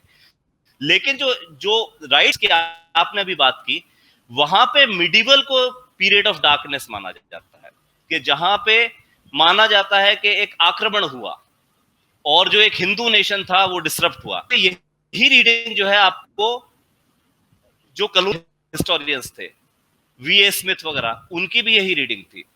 तो एक तरह से ये कॉलोनियल रीडिंग का कंट्री, इसमें कोई डाउट नहीं है। तो नेशनलिज्म का जो आज जिस पर आप बात कर रहे हैं, एक और चीज मैं थोड़ा ऐड करना चाहूंगा जो प्रोफेसर ने जिक्र किया, भी हुई मुझे लगा इतनी सिक्योर हो गई इस बिलीफ में कि आजादी हमने लाई, प्राइम प्लेटफॉर्म था आजादी का। तो कांग्रेस ने नेशनलिज्म की धीरे धीरे बात करनी कम कर दी और वो मानते थे कि तो कहने की क्या बात है, ये तो है ही। लेकिन हुआ उसमें क्या कि ग्रेजुअली उनकी नजर से दूर उनके जो आइकॉन है फ्रीडम स्ट्रगल के, वो धीरे धीरे बीजेपी अप्रोप्रिएट करती गई। उस अप्रोप्रिएशन में महात्मा गांधी अप्रोप्रिएट हुए, उस अप्रोप्रिएशन में आपके तमाम सरदार पटेल, सुभाष चंद्र बोस, मतलब जितने भी गांधी नेहरू से इतर थे उन सबको एब्जॉर्ब कर लिया गया। अच्छा पाठक जी, मैं और उसका एडवांटेज भी जी, थोड़ा सा समय की कमी है इसलिए हम लोग, मैं एक सेंटेंस अगर ऐड कर दूं जी, प्लीज बोलिए। हाँ, मैं जल्दी से एक ऐड कर दूं कि जब कांग्रेस इंदिरा गांधी के टाइम से डेवलप हुआ और हर चीज नेहरू गांधी फैमिली के नाम पे रखनी शुरू कर दी, तो ये बीजेपी नेहरू छोड़ के उन्होंने कोशिश की कि बाकी सब हम अपने पास ले आते हैं। जी, मैं जो पूरा हम लोग एक चर्चा कर रहे हैं इसके बहुत एस्पेक्ट हैं and it's such an enriching discussion, लेकिन थोड़ा सा वक्त की पाबंदी है। मैं मूल सवाल पे लौटूंगा कि जो आज की तारीख की कांग्रेस है, सोनिया गांधी, राहुल गांधी और प्रियंका गांधी की कांग्रेस, जो राज्यों की बात करें तो पंजाब में कैप्टन अमरिंदर, छत्तीसगढ़ में भूपेश बघेल, राजस्थान में अशोक गहलोत, ये तीन हैं जहां सीधे रूल कर रहे हैं, और गठबंधन के भागीदार हैं झारखंड में और महाराष्ट्र में। आज की कांग्रेस की बात करें, बार बार गांधी नेहरू परिवार की बात आ रही है। कहा जाता है कि ये सबसे ज्यादा बाइंडिंग ग्लू है। बाइंडिंग ग्लू गांधी नेहरू परिवार है या विनेबिलिटी है, इलेक्शन जिताने की कैपेबिलिटी है? क्योंकि इंदिरा गांधी जब 77 में चुनाव हारती है तो कांग्रेस टूटती है। इस कदर टूटती है कि खुद इंदिरा गांधी को कांग्रेस से कई दफा बाहर किया जाता है, पहले उनकी मूल कांग्रेस से, फिर देवराज ओट्स वाली कांग्रेस से, और उसके बाद उनको कांग्रेस आई बनानी पड़ती है। वो जीतती हैं, लीडर वापस आते हैं। Sonia Gandhi were on the verge of being discredited जब उन्होंने 98 में वो आई चुनाव के समय, 99 में कांग्रेस अपनी लोएस्ट टैली पर गई। अगर 2004 में सोनिया के नेतृत्व में कांग्रेस नहीं जीतती तो अगेन उस करिश्मा पे, उस विनेबिलिटी पे सवाल उठता। अभी सवाल ये है कि आप 2014 हार चुके हैं, 2019 हार चुके हैं, दोनों बार आप 50 के अल्ले पल्ले रहे हैं। जब आप जिता नहीं सकते हैं तो आपसे इंस्पिरेशन कोई काडर या लीडर क्यों ले? देखिए, अब विनिंग की बात तो अब है नहीं, अब रिकवरी की बात है। और उसमें इसलिए मैंने शुरू में जो मेरा कमेंट था कि अब कांग्रेस इलेक्शन के बेसिस पे या जीतने के बेसिस पे नहीं चल सकती है। अब ये वो वापस इसको मूवमेंट के उस पे आना पड़ेगा, क्योंकि एक हिसाब से एक तरह से विनेबिलिटी तो इनके कुछ बची नहीं है। अब विनेबिलिटी तभी आएगी अगर ये वापस एक मूवमेंट पे आया, और उसमें नेशनलिज्म का जो आपने इशू उठाया वो सबसे बड़ा इम्पोर्टेंट है कि, और इसमें एक सेकंड में मैं कहना चाहूंगा जो विकास ने भी कहा, इसलिए मैं कहता हूं कि हिंदू नेशनलिज्म नहीं कह सकते, कि हमारे जैसे देश में अगर आप हिंदू नेशनलिज्म कहेंगे तो फिर तो देश ऑटोमेटिकली टूट गया है ना, फिर तो मुस्लिम नेशनलिज्म, सिख नेशनलिज्म ये हो गया। इसीलिए हमारे सारे नेशनल मूवमेंट में कभी भी किसी ने इनको हिंदू नेशनलिस्ट नहीं कहा, इनको हिंदू कम्युनल कहा है। अब चुनौती देश के सामने ये है कि ये देश आपके सामने टूटता जा रहा है नेशनलिज्म के नाम पे। ये तो चल ही नहीं सकता, ये इम्पॉसिबल है कि हम अपने सारे माइनॉरिटीज को दबा लेंगे, जैसे कि हिटलर ने तो अपने माइनॉरिटीज को नहीं मानी, they have to become second class citizen, मतलब देश टूटेगा। तो इस वक्त कांग्रेस पार्टी को का एक ही रास्ता है, मूवमेंट खड़ा कर जाओ, नेशनलिज्म का प्लैंक लेके देश बचाओ, और उसमें विनेबिलिटी तो लॉन्ग टर्म थिंग है मेरे ख्याल से, तो उसको तो उनको सोचना भी नहीं चाहिए इस वक्त। आप पॉलिटिक्स में तो आइए, मैदान में तो उतरिए, अपना पोजीशन तो खड़े करिए, और आप जो कह रहे हो कि काडर कहां से आएंगे, हिंदुस्तान में अभी भी मिलियंस ऑफ पीपल जो हैं वो कांग्रेस के जो विचारधारा है उसके साथ है, जो कि चाहते हैं कि एक सेक्युलर डेमोक्रेटिक लिबरल जिससे आप पले हैं, हम पले हैं, जिस पे हमें रिस्पेक्ट है, कि वो वापस आए। पर उसका कोई एजेंसी नहीं दिखता किसी को कि कौन करने वाला है। तो कम से कम आप दिखे तो सही कि आप करने वाले हो, उस डायरेक्शन में जा रहे हो। विनेबिलिटी ऑटोमेटिकली आएगी उसके बाद। विकास पाठक। जी हाँ, मैं मतलब एकदम कांग्रेस का जो ऑर्गेनाइजेशनल प्रॉब्लम है उस पे आऊंगा। आइडियोलॉजिकल इशू तो आदित्य सर ने, मेरे हिसाब से जो आपने कहा वो बिल्कुल सही है कि विनेबिलिटी जो है और सामंजस्य होना चाहिए, तो हाई कमांड के लिए था। लेकिन धीरे धीरे मुझे लगता है कि जब कोई ऑर्गेनाइजेशन डिक्लाइन पर जाता है तो ये सिम्टम होता है उसका। कांग्रेस के अंदर ये कॉन्शियसनेस ही नहीं आ पा रही है कि भाई जो आपका हाई कमांड है उसकी विनेबिलिटी ओवर हो चुकी है। ये कांग्रेस को पहले समझना होगा। अगर आप 2000 से 2010 का दशक देखें तो सोनिया गांधी के अंडर कांग्रेस ऊपर जा रही थी वापस। मतलब जहां वाजपेयी सरकार था 2000 मतलब 9 आते आते कांग्रेस 200 सीट पार कर चुकी थी, 206 तक पहुंच गई थी। 2010 के बाद का जो 20 का दशक है, ये जो पूरे 10 साल गए हैं, इस 10 साल में मैं आपको बताता हूं कि क्या हुआ है कि पहले सोनिया गांधी की ग्रिप थोड़ी थोड़ी हल्की होनी शुरू हुई। जितने मूवमेंट्स कांग्रेस के पर, जितने सीएजी रिपोर्ट से लेके तमाम मूवमेंट्स हुए, अन्ना हजारे मूवमेंट हुआ, दिल्ली गैंगरेप के ऊपर हुआ, लोग सड़कों पे जुटे, कांग्रेस उस पूरे का पूरा जो माहौल बना उसके अगेंस्ट कुछ कर ही नहीं पाई। बल्कि कांग्रेस बस कंफ्यूज रही कि इस माहौल में हम कैसे रिस्पॉन्ड करें। करते करते ये हालत आ गई कि बीजेपी पूरा एक वेव लेके आ गई। बीजेपी के आने के बाद भी परिस्थिति वही बनी रही कि कांग्रेस के अंदर अब जो राहुल गांधी जी हैं वो जब बोलते हैं, आप सोचिए कि कोई पार्टी का नेता बोल रहा है जो प्रेसिडेंट रह चुका है कि मैं अकेला आदमी हूं जो बीजेपी से लड़ता है। इसका पॉलिटिकल मैसेज क्या है? इसका पॉलिटिकल मैसेज ये है कि मेरी पार्टी में कोई लड़ने वाला है ही नहीं मेरे अलावा। तो अब बताइए पब्लिक में कौन आपको सपोर्ट करेगा? भारतीय क्रिकेट टीम का कैप्टन जो इंग्लैंड को फेस कर सकता हूं 11 में, तो what is the message being given? तो इस तरह की जो चीजें हो रही हैं, और ये जो चीजें हैं आज की तारीख में, वो जो था कि नेहरू गांधी फैमिली जिता के लाती थी, राहुल गांधी तो अमेठी में अपना खुद का चुनाव हार गए, स्मृति ईरानी से हारे, जिन स्मृति ईरानी को तो कपिल सिब्बल ने भी हरा दिया था दिल्ली में। तो आप ये सिचुएशन देखिए कि अब वो विनेबिलिटी, तो जब अब वो विनेबिलिटी नहीं है तो अब अगर आप पार्टी इस पे होगी कि कौन लॉयल है फैमिली से और कौन नहीं है। अगर किसी ने कोई सवाल उठा दिया, चाहे सवाल उठाने के पीछे पर्सनल रीजंस भी होते हैं। गुलाम अली, ये जो G23 जिसकी बात की जा रही है, इन्होंने जब चिट्ठी लिखी थी, चिट्ठी के बाद राहुल गांधी को बात पसंद नहीं आई थी। इवन कपिल सिब्बल ने ट्वीट किया था कि मेरे अगेंस्ट बोला, कि ट्वीट किया नहीं, मैंने आपके अगेंस्ट कुछ नहीं बोला। तो चलिए वो मैटर वहां का वहां अनरिजॉल्व रह गया कि पार्टी में रिफॉर्म हो, डेमोक्रेसी आए, फुल टाइम लीडरशिप हो। तो वो इनडायरेक्ट सवाल था राहुल गांधी के ऊपर। अब ये हालत है कि जो कहा जा रहा है कि 1-1.5 साल बाद भी राहुल गांधी बड़े नाखुश हैं। यहां तक नाखुश है कि गुलाम नबी आजाद राज्यसभा चला गया और उनकी जगह बनाया मल्लिकार्जुन खड़गे को, आनंद शर्मा भी नहीं बने।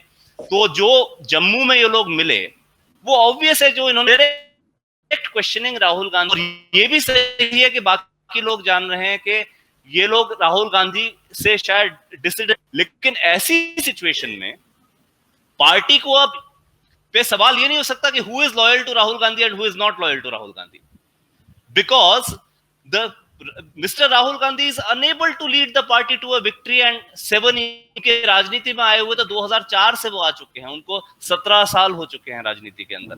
उसके बाद भी ऐसा कोई, मैं एक और चीज आपको बताऊंगा कि राहुल गांधी जी अभी तक एक मास लीडर क्रिएट नहीं कर पाए हैं। एक बड़े लीडर की पहचान ये भी होती है कि वो लेगेसी छोड़ता है। गांधी ने जो लीडरशिप तैयार की, चाहे जवाहरलाल नेहरू हो, सरदार पटेल हो, तमाम लोग हो, मोरारजी देसाई हो, आप आइए जयप्रकाश नारायण, जो उनके मूवमेंट ने जो लीडरशिप तैयार की, पिछले अभी तक इंडिया की लीडर आती है across the fields. Lalu Prasad Yadav, आपके नीतीश कुमार, अरुण जेटली थे, विजय गोयल थे, मूवमेंट से आए, बहुत कुछ दिया। राहुल गांधी जी बोलते हैं कि मैंने डेमोक्रेटाइज, बोलते बोलते हैं कि भाई मैं चेंज ला रहा था, लेकिन उस चेंज में कौन सा मास लीडर तैयार हुआ? अच्छा, उसमें जो मास लीडर कुछ थे वो पार्टी को इस 10 साल के अंदर छोड़ के चले गए। वाईएसआर कांग्रेस जो है वो सक्सीड कर जाती है, वो क्या छोड़ के जाना चाहती थी? जगन मोहन रेड्डी को नहीं रिटेन किया। उधर नॉर्थ ईस्ट में अब बीजेपी पूरी तरह घुस चुकी है। ये हेमंत बिस्व शर्मा कांग्रेस में थे, उनको रिटेन नहीं कर पाए।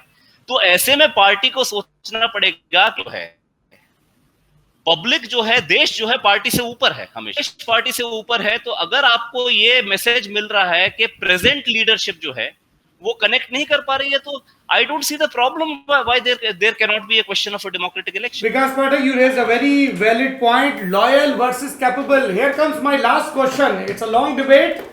मेरा सवाल ये है, can you see any possibility for Congress from southern states the way Indira Gandhi re-emerged in 1977 when she lost election in Raebareli? तो वो चिकमंगलूर से दो बार चुनाव जीतती हैं। 1980 में भी वो रायबरेली से जीतती हैं, लेकिन सीट रिटेन करती हैं मेढक की, और तब अरुण नेहरू यहां पर चुनाव लड़ने आते हैं। तो जब कांग्रेस के लिए नॉर्थ इंडिया में सब कुछ खत्म हो गया था, तब भी साउथ ने बचाया। आज की तारीख में the way Rahul Gandhi is trying to flex his political muscle, be it in Kerala, be it in Tamil Nadu, सही कॉम्बिनेशन हो जाए, क्या वहां से वापसी का रास्ता दिख सकता है, या ये उनकी आखिरी दुर्ग को बचाने की कोशिश है? क्योंकि केरला में अभी कल तक वो सत्ता में थे यूडीएफ के बैनर तले, तमिलनाडु में वो डीएमके के साथ एक विनिंग कॉम्बिनेशन बना चुके हैं लोकसभा चुनाव में और उन्हें लगता है कि वो जीत सकते हैं। कर्नाटका में सिद्धरमैया के नेतृत्व में अभी तक वो क्लेमेंट थे पार के लिए। डू यू थिंक कि वहां से इनकी वापसी की राह खुल सकती है? Is there any possibility? क्योंकि बीजेपी हिस्टोरिकली कमजोर भी है अभी तक, केरला में, तमिलनाडु में, आंध्र में भी काफी हद तक। आप जो कह रहे हैं बिल्कुल ठीक है, और एज एन ऑप्टिमिस्ट मैंने तो कहा कि हमारे सामने जो है या तो अंधकार है या तो अगर हमने कोई रास्ता निकालना है तो सेक्युलर मूवमेंट्स को, नेशनल हमारे कांग्रेस मूवमेंट को शुरू तो करना पड़ेगा। अगर साउथ से वो होए, जो कि लाइकली है, वहाँ पे आपने सारा डिस्क्राइब किया है कि वहाँ पे अभी जो रिस्पांस भी मिल रहा है राहुल गांधी को अच्छा ही मिल रहा है।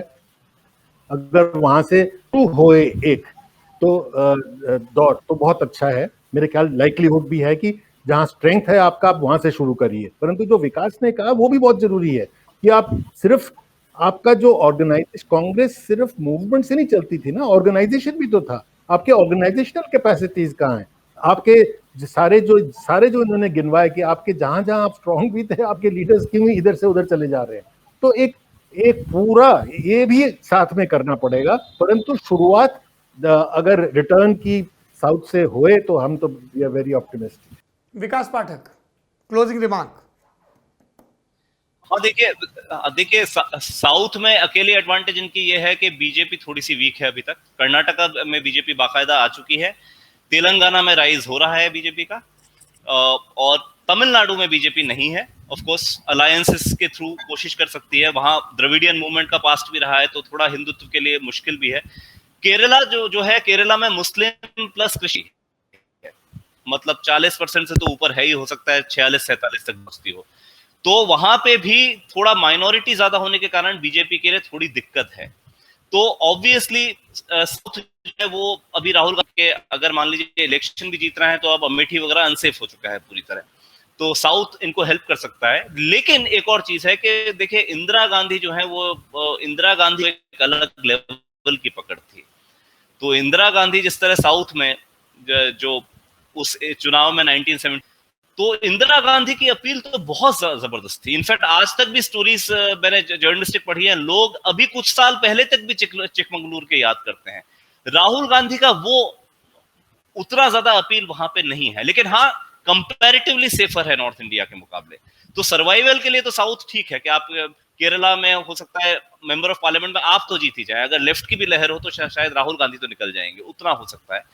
लेकिन वहां भी कुछ आपको सब्सटेंटिव करना पड़ेगा, मतलब pushups may not be everything, या पानी में छलांग लगाना चीज नहीं है जो जिससे बहुत कुछ हो जाएगा। सब्सटेंटिवली आप साउथ को कितना समझते हैं, कितना आप उसमें इंटरवीन कर सकते हैं। तमिलनाडु आपके देखिए, अब साउथ में रीजनल लिंग्विस्टिक आइडेंटिटीज भी बहुत, तमिलनाडु में कांग्रेस की एंट्री नहीं हो सकती, डीएमके से अलायंस में हो सकती है। केरला में अगर कांग्रेस है तो लेफ्ट भी रहेगा।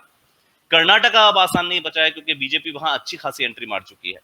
कभी आप जीत सकते हैं, लेकिन ऐसा नहीं है कि आप कर्नाटका को अपनी जेब में रख लेंगे। वाईएसआर राजशेखर रेड्डी को आप खुद ही खो चुके, वरना वो एक एरिया था जहां स्टेट में आप आ सकते थे।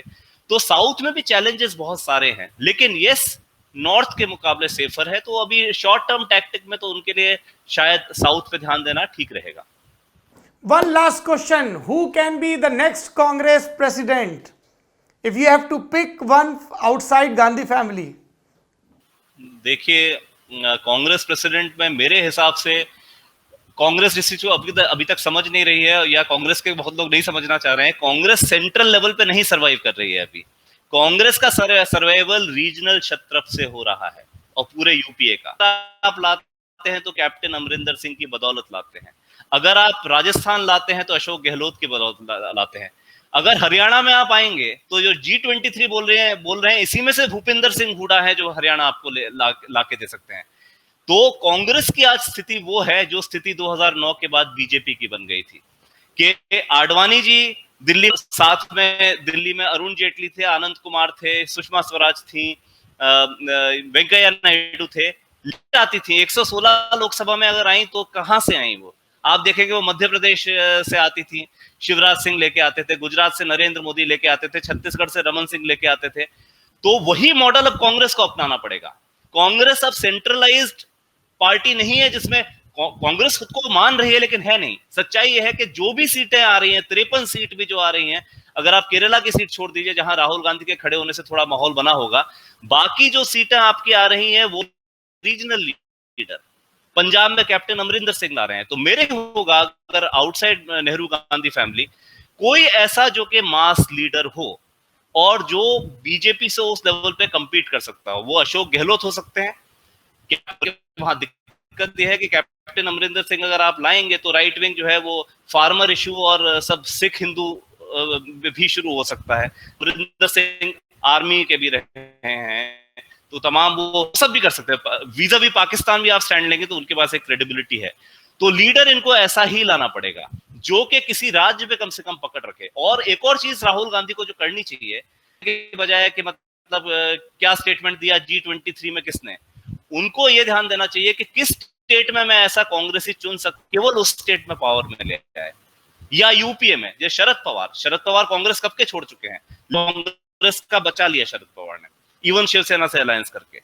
तो यही एक मॉडल है। सेंट्रलाइज मॉडल जो है वो केवल इमेजिनेशन में भी अलाइव है, it is not alive on the ground at all. नेता नगरी में आप कांग्रेस से जुड़े तमाम प्रश्नों पर सुन रहे थे प्रोफेसर आदित्य मुखर्जी को, जो कांग्रेस के इतिहास के साथ, उसके लेखन के साथ प्रणब मुखर्जी के साथ करीबी रूप से जुड़े रहे हैं और आधुनिक भारतीय इतिहास की एक बड़ी अथॉरिटी माने जाते हैं। और साथ में थे हमारे साथ विकास पाठक। नेता नगरी में अब बढ़ते हैं अगले सेगमेंट की तरफ। आपने कांग्रेस की गाथा तो सुन ली, लेकिन इस गाथा का एक सिरा बंगाल से भी जुड़ता है, जिसके चक्कर में आईएसएफ के साथ गठबंधन के चक्कर में अधीर रंजन चौधरी और आनंद शर्मा के बीच खूब मुखामुखम हुआ। प्रशांत, सबसे पहले तो मुझे ये बताइए कि ये जो आईएसएफ बना है, हमने कई चुनावों में देखा है कि चुनाव से ठीक पहले किसी कास्ट बेस पे या किसी रिलीजियस बेस पे पार्टियां बनती हैं, उनका बड़ा हाइप होता है। कई बार वो एक डिसाइसिव फैक्टर होती है नेक टू नेक फाइट में, कई बार नहीं होती हैं। ये जो फुरफुरा शरीफ के नाम पे सिद्दीक की पार्टी बनी है, इंडियन सेकुलर फ्रंट, आपको क्या लगता है ये बंगाल की चुनावी चौसर में कहां फिट होंगी? ममता को डेंट पहुंचाएंगी, ओवैसी का रास्ता रोकेंगी, लेफ्ट कांग्रेस को हेल्प करेंगी, या बीजेपी को अल्टीमेटली फायदा पहुंचेगा? देखिए, मुझे पहले लगता है कि हमें यह समझने की जरूरत है कि ये जो पार्टी बनी है इसका सोशल बेस क्या है। क्योंकि अगर अब्बास सिद्दीकी के भाषणों को सुने लगातार पिछले कुछ समय में, तो वो बोलते आए हैं दो चीज़ों के बारे में, दलित मुस्लिम यूनिटी के बारे में, पिछड़ों के बारे में। पश्चिम बंगाल का जो मुसलमान है वो आमतौर पे एलीट नहीं है, और सच्चर कमेटी, रंगनाथ मिश्रा कमेटी की रिपोर्ट भी इस बात को साफ करती है कि 34 साल के लेफ्ट रूल के बावजूद बावजूद बंगाल के मुस्लिम्स में मिडिल क्लास भी नहीं डेवलप कर पाया। इस वजह से जो सबॉल्टर्न है वो मुस्लिम्स के अंदर बहुत ज्यादा है।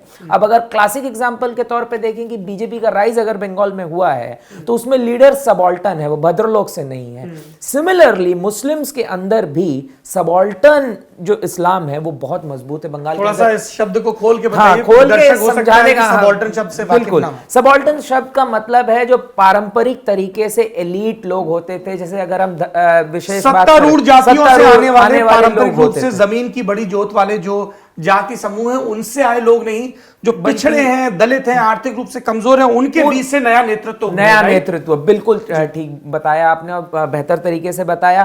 तो अगर हम इसको बीजेपी के पक्ष पे तर्ज पर समझने की कोशिश करें तो ब्राह्मण, राजपूत, इन जातियों से इतर जो दूसरी जातियां हैं उनसे जो लीडरशिप बीजेपी को मिला। अगर हम बंगाल में देखें तो नॉर्थ बंगाल में जहां पर एससी रिजर्व सीटें हैं, प्रामाणिक राजवंशी समाज के लोग, मतुआ समाज के लोग बीजेपी के लीडरशिप में आए। सिमिलरली फुरफुरा शरीफ जो इनका पूरा फॉलोअर बेस है, ये गरीब मुसलमानों का फॉलोअर बेस है। इसके अंदर ओबीसी, उसके अलावा एससी मुस्लिम्स बड़ी तादाद में हैं। अब आईएसएफ की पार्टी के जो मेंबर्स हैं, जो इनका गवर्निंग बोर्ड है, उसमें हिंदू भी शामिल हैं, मतलब उसमें दलित भी हैं, ओबीसी भी हैं और ओबीसी मुस्लिम्स भी Is हैं। it symbolic और ये do they- सिंबॉलिक है या नहीं बोलना भी बहुत जल्दी होगा। उसका कारण ये है कि पार्टी अभी बनी ही है, इसको एक राजनीतिक रूप अभी मिला है। फिर इससे पहले हम फुरफुरा शरीफ को भी समझना जरूरी है कि फुरफुरा शरीफ एक मजार है और उसके 32 पीरजादे हैं, उनमें से एक है अब्बास अब्बास सिद्दीकी, सिद्दीकी। इनके अलावा तोहा सिद्दीकी हैं। आमतौर पर ये जो मजार है ये किसी राजनीतिक पार्टी या गठजोड़ का कभी ऑफिशियल हिस्सा नहीं बना है। अब तक ये एक लंबे समय तक सीपीएम को समर्थन करते आए थे, उसके बाद ये तृणमूल कांग्रेस जो को पावर समर्थन में थे उनके साथ अलाइनमेंट हो जाता था, लेकिन अब ये एक पार्टी की शक्ल में आए हैं जिसको ये अलायंस बोल रहे हैं। और अब्बास सिद्दीकी खुद चुनाव नहीं लड़ेंगे, ये बात भी बोल रहे हो, किंग मेकर बनना चाहते हैं। खैर, ये है इसका पूरा सोशल जो डायनामिक है। और उसके बीच में यही लेफ्ट कांग्रेस जो अलायंस अभी बना है वो यही बात बार बार कह रहा है कि कोई रीजनल रिलीजियस अलायंस नहीं है, लेकिन फॉलोअर बेस पूरा रिलीजन पर आधारित है। ब्रिगेड मैदान की रैली में साफ हो गया था, बिल्कुल साफ हो गया था वो।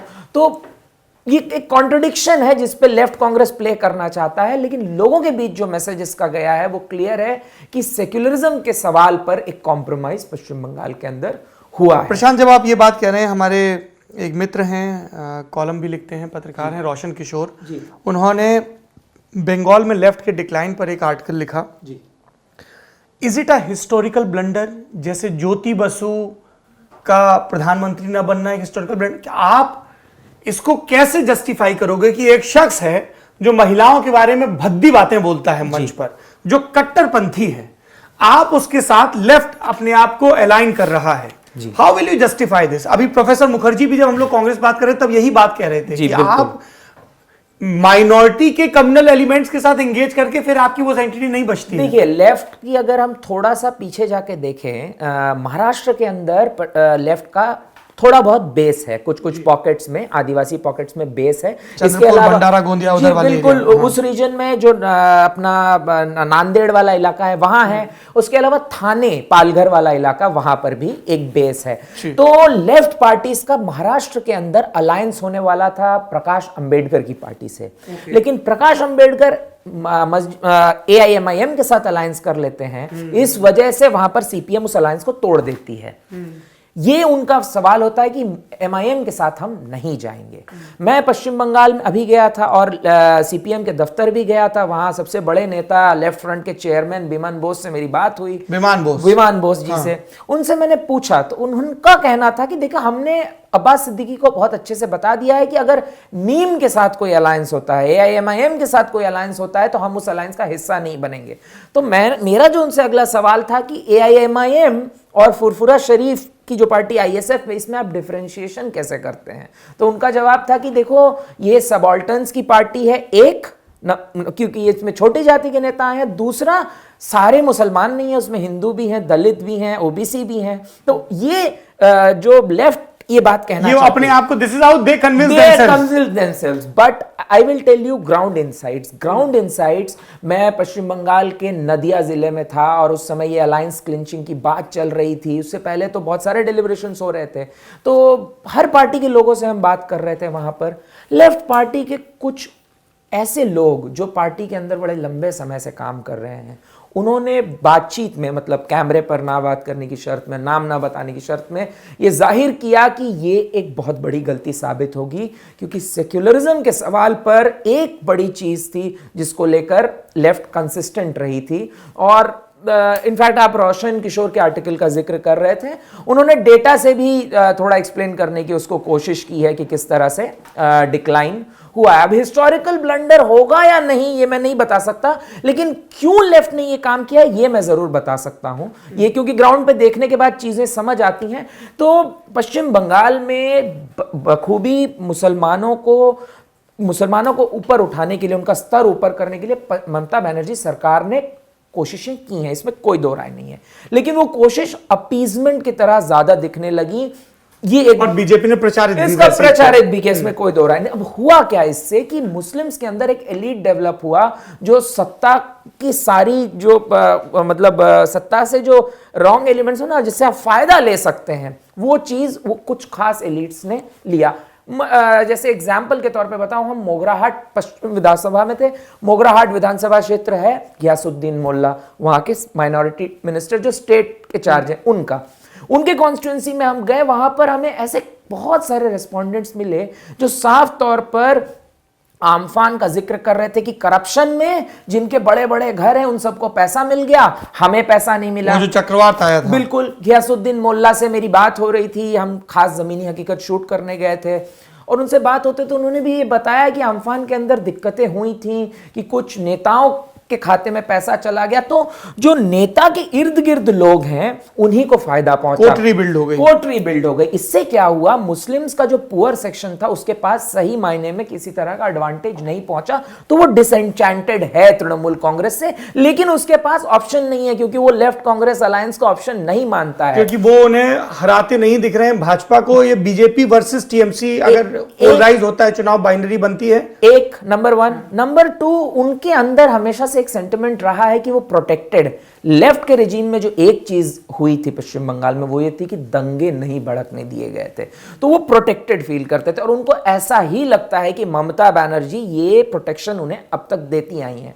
तो ये एक बड़ा एस्पेक्ट। और बीजेपी लेकिन इसको प्रशांत दूसरी तरह से व्याख्यात कर रही है कि जिसको आप कह रहे हैं ममता प्रोटेक्शन, वो पंचायत चुनाव के तमाम विजुअल्स, तमाम हवाले देख के कि प्रोटेक्शन नहीं है, गुंडई की खुली छूट है। बिल्कुल। आप इसको ऐसे व्याख्यात करते हैं कि लॉ एंड ऑर्डर नाम की तो कोई चीज है ही नहीं जिन इलाकों में ये लोग मेजॉरिटी में हैं। बिल्कुल। लेकिन वो जब मैं अपनी बात में वापस जाता हूं, जो डिसएंचेंटेड तबका है मुसलमानों के अंदर, जो बाध्य होकर ममता बनर्जी को वोट दे रहा है, इस वजह से नहीं क्योंकि वो चाहता है, लेकिन उसके पास There is no alternative. Absolutely.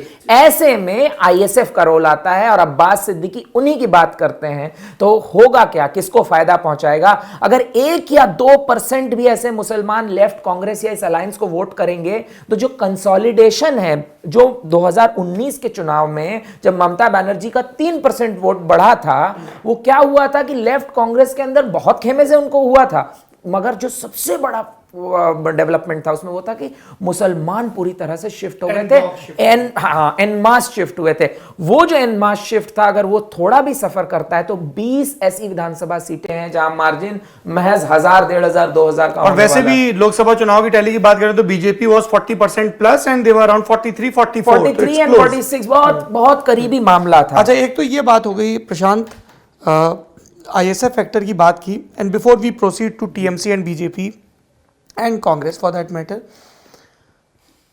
क्या लेफ्ट की, अभी हम लोग कांग्रेस की रिवाइवल की संभावनाओं की बात कर रहे थे, क्या दिखता है लेफ्ट का रिवाइवल? क्योंकि जो आई माइट साउंड ब्लंट, मैं थोड़ा सा असभ्य दिख सकता हूं, जिन नेताओं को हम आज से 20-30 साल पहले देखते थे, वही विमान बोस, वही सूर्यकांत नाम है, क्या नाम, सूर्यकांत मिश्रा, जो खुद विधानसभा हार गए थे पिछली बार, वही सारे लोग हैं। तो वो नई जमात कहां है? क्या इस तरह कोई संभावना है कि जो नई पौध है वो जाए और झंडा गाड़ दे और क्लेम कर दे? ये जो बूढ़े लोग हैं, ये अपनी राजनीतिक रेलेवेंस को बनाए रखने के लिए जो भी टैक्टिक्स, अब इनके अंदर वो ऊर्जा चुक गई है, दे डू नॉट हैव। और एक आप देखिएगा, मुझे ऐसा लगता है बंगाल में आज नहीं तो 10 साल बाद, 15 साल बाद, पोस्ट ममता बनर्जी फिर से एक बीजेपी वर्सेस वैक्यूम पैदा होगा, जिसको लेफ्ट क्लेम कर सकता है, भरने की कोशिश कर सकता है, बशर्ते ये ओवरहॉलिंग हो, जिसकी फिलहाल तो संभावना नहीं दिखती। जो जो इनका यंग कार्डर है वो कैसा नजर आता है? Are there young leaders? देखिए, अब इसमें हमें एक बीच का सेक्शन है जो हम छोड़ रहे हैं। जैसा आपने जिक्र किया, विमान बोस जो तब थे वो आज भी हैं, जो सूर्यकांत मिश्रा तब थे वो आज भी हैं। बीच में क्या हुआ? बीच में जो हुआ वो बहुत अजीब था। जो बीच में हुआ वो ये था कि जो यूथ लीडर्स इनके आए या स्टूडेंट लीडर्स इनके आए, उन्होंने तो स्ट्रगल देखा ही नहीं। उन्होंने तो सिर्फ सत्ता की मलाई देखी कि सत्ता कैसे चलाते हैं। तो मैनेजेरियल चीजों में वो बहुत दुरुस्त हुए, लेकिन मूवमेंट जिसका बेस है लेफ्ट का, जिस आधार पर लेफ्ट पश्चिम बंगाल में सत्ता में आई थी, जब हम पश्चिम बंगाल में घूमते हैं या लोगों से बात करते हैं, जो हम लोग बोलते हैं कि आपने क्यों 34 सालों तक वोट किया? हम जंगल महल इलाके में थे, या हम कुमार ग्राम नाम की एक सीट है जो भूटान बॉर्डर है, भूटान दिखता है वहां से। तो हम कुछ आदिवासियों से बात कर रहे थे, मैं क्यों वोट किया आपने? कहता है कि हम, मेरे पूर्वजों ने कभी जमीन नहीं देखी थी। लैंड रिफॉर्म्स जो लेके आए थे ज्योति बाबू, लेकिन लैंड रिफॉर्म के बाद का जो तबका था, जहां जॉब क्रिएशंस का सवाल था, जहां इंडस्ट्रियलाइजेशन का सवाल था, उस प्लैंक पे पूरी तरह से आप उड़ जाते हैं। जमीन से आए थे, जमीन पे ही गए, जमीन पे ही गए। अब हुआ क्या? सवाल क्या आया कि डिजेक्शन यूथ के अंदर एक आ गया, और जो यूथ लीडर्स एमर्ज किए, आप देखिए ऋतुब्रतो बैनर्जी एसएफआई के जनरल सेक्रेटरी हुआ करते थे, वो आजकल अलीपुरद्वार में टीएमसी के इंचार्ज हैं। ऋतुब्रतो बैनर्जी राज्यसभा में भी पहुंचाए गए थे। ब्रतिन सेन गुप्ता 1998 के समय में, जब वाजपेयी जी की सरकार आई थी, उसके बाद वो बीजेपी में चले गए थे। तो जो यूथ उस समय का जो डेवलप हुआ, प्रसेनजीत बोस को निकाल दिया पार्टी से, प्रसेनजीत बोस को निकाल दिया गया। लेकिन अभी एक बदलाव है, उसको कबूल करना चाहिए। वो ये है कि यंग लोगों को मौका दिया जा रहा है, क्योंकि ये जो बड़े नेता जिनके आप जिक्र कर रहे थे, वो ग्राउंड पे नहीं है। ग्राउंड पे वही हैं जो अब पिछले 10 सालों में ममता बनर्जी की सरकार से मुकाबला कर रहे हैं। और मुकाबला ऐसा नहीं, हम बहुत ऐसे लोगों से मिले जो 5-5, 6-6 साल अपने घर नहीं वापस जा पाए थे। तो रिवाइवल की उम्मीद बची है अभी, रिवाइवल की उम्मीद, क्योंकि ये बड़ा हिस्टोरिकल और एपिक डाउनफॉल दिखता है कि जो 2011 तक सत्ता में था, वो 2016 के चुनाव में मुख्य विपक्षी पार्टी नहीं है। मतलब ये छीछा लेदर की पराकाष्ठा है। बिल्कुल है। और ये भी देखिए कि साथ में आज जो बीजेपी है, उस बीजेपी के अंदर ये भी बता दूं आपको कि बड़े बड़े सीटों से जो मंत्री बनेंगे, उसमें लेफ्ट फ्रंट के बहुत सारे लोग होंगे जो लेफ्ट, और नहीं, इनमें कुछ ऐसे लोग होंगे जो तृणमूल चले गए, तृणमूल से आए, लेकिन कुछ ऐसे भी होंगे जिन्होंने सीधे सीपीएम से या और लेफ्ट पार्टियों से बीजेपी की तरफ मूव किया। एक उदाहरण के तौर पे मैं आपको देता हूं, खगेन मुर्मू जो मालदा से होते थे, विधायक जीते थे 2016 में, 19 में सांसद बने मालदा बीजेपी के टिकट से। तो ऐसे तमाम उदाहरण, मालदा की 2 सीटें थी, एक बीजेपी जीती, वो यही सीट थी। जी बिल्कुल। तो ये जो वेरी इंटरेस्टिंग, मतलब एकदम यहां से चल के घूम के यहां सीधे आप क्यों हुआ है ये भी समझना है ना, क्योंकि कास्ट बेस शिफ्ट कर गया है। तो लीडर जो सत्ता की मलाई काटा है पिछले 25 सालों में, जिसने खुद को एक विधायक के अलावा और कुछ देखा नहीं है। उदाहरण के तौर पे महुआ मोइत्रा ने 2016 के विधानसभा चुनाव में एक बहुत मुश्किल सीट जीती थी। कैसे मुश्किल? 2011 में बहुत बड़ा वेव था सीपीएम के खिलाफ, लेकिन करीमपुर की जो सीट है वो फिर भी सीपीएम जीतती है। समर घोष नाम के एक हेडमास्टर, पुराने शिक्षकों की इज्जत होती है, और बंगाली समाज में शिक्षकों की और भी ज्यादा इज्जत है। समर घोष को महुआ मोइत्रा एक फॉरेन रिटर्न हराती हैं चुनाव 16 में। हाँ बिल्कुल, 16 में हराती हैं चुनाव। कैसे हराती हैं? गांव के एक घर में जाती हैं, ग्राम में जाती हैं, लोगों से बात करती हैं। समर घोष हार जाते हैं। कुछ समय बाद समर घोष बीजेपी में शामिल हो जाते हैं। उस 2019 में महुआ मोइत्रा वो सीट छोड़ देती हैं। समर घोष उम्मीद करते हैं कि उनको टिकट मिल जाएगा बीजेपी से, उनको नहीं मिलता है, और वो सीट बाईपोल में तृणमूल जीत जाती है। लेकिन अब ऐसा, मतलब वहां जो उनकी गलियारों में चर्चाएं हैं, सीट में चर्चा होती है लोकल, कि समर घोष बीजेपी से करीमपुर से लड़ेंगे, करीमपुर से उम्मीदवार हो सकते हैं।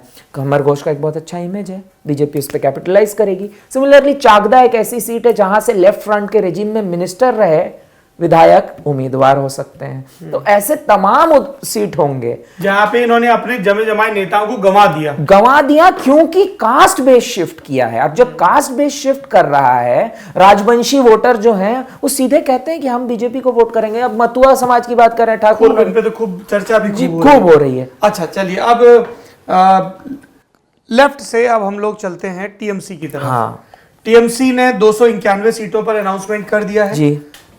दे लुक वेरी कॉन्फिडेंट। मतलब 2016 से पहले ये सोचा नहीं जाता था कि टीएमसी बिना किसी बड़े साझेदार के चुनाव लड़ेगी। या तो भाजपा के साथ चुनाव लड़ते थे 98 ऑनवर्ड्स, या फिर कांग्रेस के साथ चुनाव लड़े। जब सत्ता में भी आए थे तब कांग्रेस के साथ आए थे। डज दिस शो कि उन्होंने अपनी ऑर्गेनाइजेशनल स्ट्रेंथ बिल्ड कर ली है और वो डिपेंडेंट्स पे नहीं रहना चाहते हैं कि ये जैसे जो चीज कहेगी कि आरजेडी ने इतनी सीटें बिहार में कांग्रेस को दे दी थी, इतनी लेफ्ट को दे दी, इसलिए कमजोर पड़ गया दावा, वैसा कुछ डज द शो कि वो बहुत कॉन्फिडेंट है चुनाव में? ममता बनर्जी बहुत शार्प हैं। ममता बनर्जी इस मामले में, देखिए पश्चिम बंगाल में जब आप ये बात कह रहे हैं ना, पश्चिम बंगाल में जब ममता बनर्जी सत्ता में आई थी तो कांग्रेस पार्टी के साथ आई थी, उन्होंने चुनाव उनके साथ लड़ा था।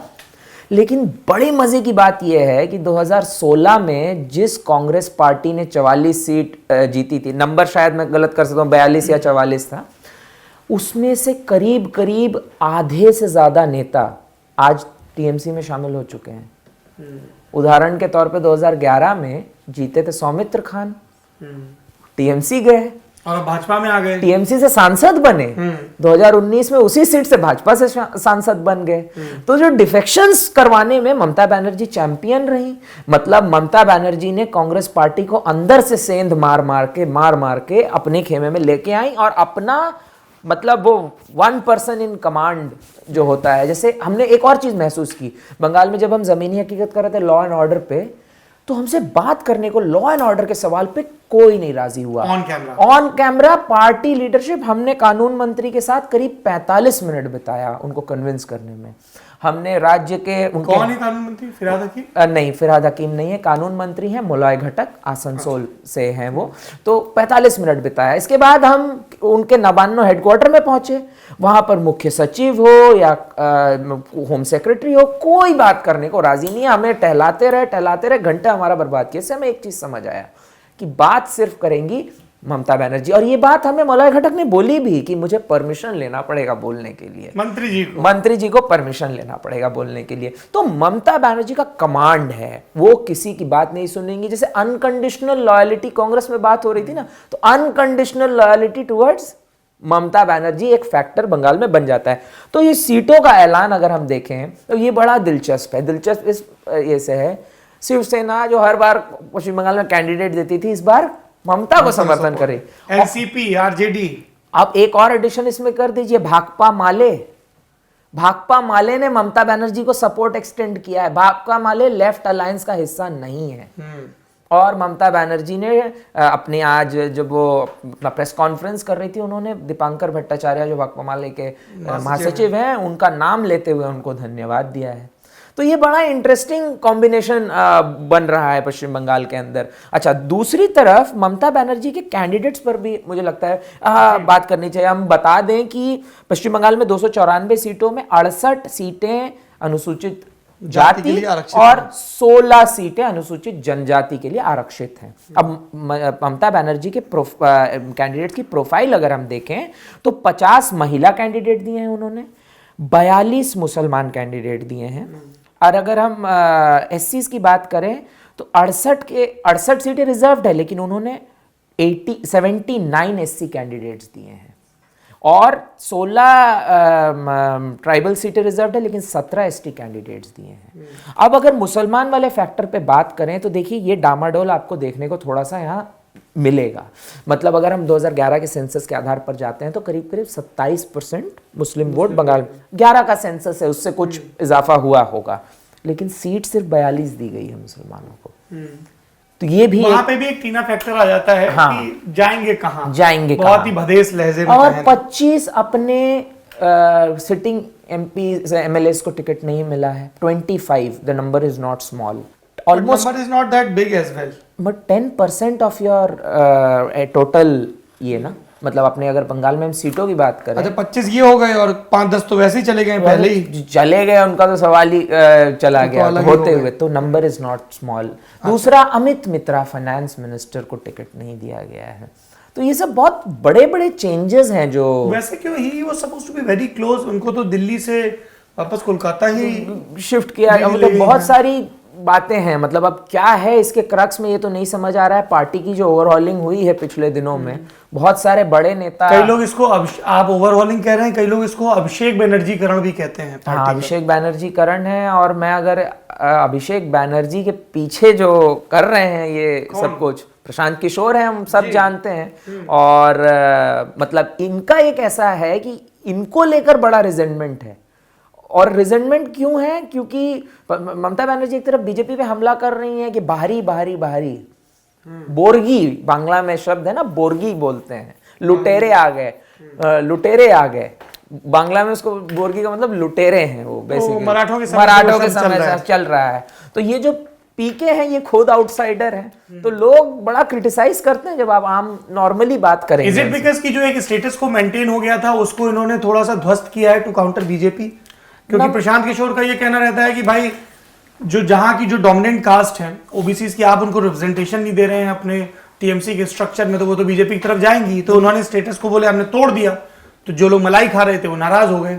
एक वो है। दूसरा इसका एक बड़ा कारण है कि इंडिपेंडेंस जो इलाके में होता था एमएलएस को या मंत्री को अपने काम करने का, उस पर एक रोक लगाई गई है। और ये बात मतलब ऑफ द रिकॉर्ड हमें कई नेताओं ने बोला कि हमारे मूवमेंट्स, हमारी सारी चीज़ें, हमारी कैंपेन, हम कहाँ जाएंगे, हम कहाँ नहीं जाएंगे, हमारे भाषण का आउटलाइन, ये सब कुछ तय किया जा रहा है। मीटिंग की खूब चर्चा होती है जो कोलकाता में हो रही थी, और एक विधायक जी बहुत फुरफुर कर रहे थे, तो उनको तस्वीरें दिखा दी गई कि ये आपका पुराना घर था, ये आपका नया घर है, आपके इर्द गिर्द के लोगों की झोपड़ियां अभी भी झोपड़ियां हैं, आपने किला खड़ा कर लिया है, इसीलिए पार्टी का किला ध्वस्त हो रहा है। हाँ।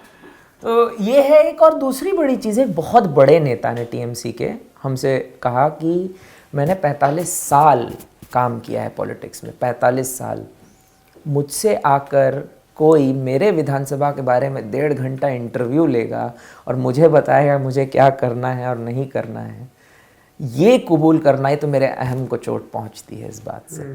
तो ये सारे फैक्टर्स हैं। और ये जो मैसेज है ना, ये भले ऑन कैमरा कोई ना बोले, लेकिन सोसाइटी में परकोलेट डाउन करता है। इस वजह से पीके को लेकर जो नेगेटिव इमेज क्रिएट हुआ है वो बड़ा, देखिए ये बिल्कुल वैसा होता है, नथिंग सक्सीड्स। जीत गए तो कहा जाएगा देखो देखो बहुत बढ़िया किया, हार गए तो ठीक रहा फूटेगा। और प्रशांत तो कह ही चुके हैं कि अगर बीजेपी 100 पार करती है तो मैं ये काम छोड़ दूंगा। टीएमसी से अब हम विल कीप डिस्कसिंग दिस, और ग्राउंड पे भी बीजेपी की तरफ चलते हैं। बीजेपी की पोजीशन अभी कैसी दिख रही है, द चैलेंजर? मेरी समझ से बहुत लोग मुझसे डिसएग्री कर सकते हैं, लेकिन मैंने हर एक कॉन्स्टिट्यूएंसी को मैप करते हुए उसमें जो आप मोटा माटी अभी आपके 2 दौरे हो चुके हैं। हाँ, 2 दौरे हो चुके हैं बंगाल के। और कॉन्स्टिट्यूएंसी में जो डेमोग्राफिक प्रोफाइल है उसके आधार पर हमने लोगों से बात की है, उसके बेसिस पे मैं ये कह सकता हूँ कि BJP is well ahead of the half way mark. That's a very tall claim, Mr. Mukherjee. Very tall claim हो सकता है, बट ये हो सकता है मेरी समझदारी कम हो, लेकिन मेरी जितनी सीमित समझदारी है या समाज को जितना सीमित तरीके से मैं समझने की कोशिश कर रहा हूँ, मुझे ये चीज़ देखने को मिल रही है। बिल्कुल ये अर्बन सेंटर्स में आके ये नैरेटिव बिल्कुल बदल जाता है। अगर मैं रूरल में यू आर सेइंग कि बीजेपी को एक एज है, बहुत बड़ा एज है डेमोग्राफी, और अर्बन में वो उल्टा हो जाता है और टीएमसी को एज बिल्कुल एक। और दूसरा वो डिपेंड करता है कि मुस्लिम वोटर्स कितने हैं कॉन्स्टिट्यूएंसी के अंदर।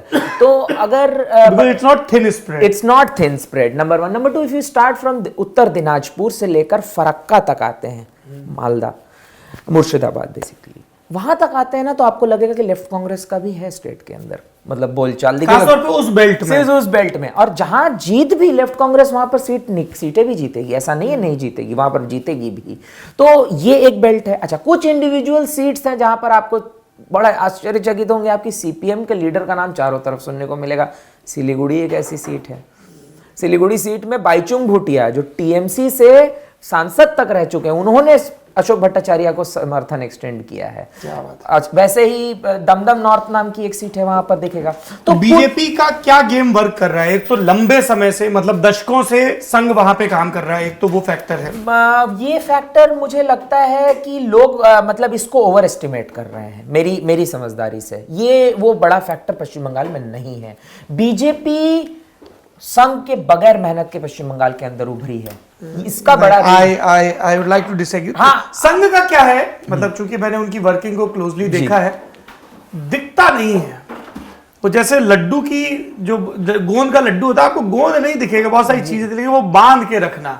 तो वो जो एक बेसिक बेस या एक पैरेलल सिस्टम है, और अभी भी आपको जो वहां पे संघ के सिपहसालार है अरविंद मेनन जो वहां पे है, तो सब लोगों को कैलाश विजयवर्गीय दिख रहे हैं, अरविंद मेनन नहीं दिख रहे हैं। वो देखिए, वो मैं आपकी बात से सहमत हूं, बट कंपैरेटिवली अगर मैं देखूं यूपी और बाकी स्टेट्स के एग्जाम्पल के तौर पे, तो बीजेपी बहुत मेहनत करती नजर आ रही है 4-5 साल से। हाँ, मतलब संघ काम करता हुआ आपको नजर आएगा। पश्चिम बंगाल में इसमें कोई दो राय नहीं कि ममता बनर्जी के आने के बाद संघ की शाखाओं की तादाद बहुत बड़ी हुई है, इसमें कोई हाँ, बहुत ज्यादा बड़ी है। मतलब एक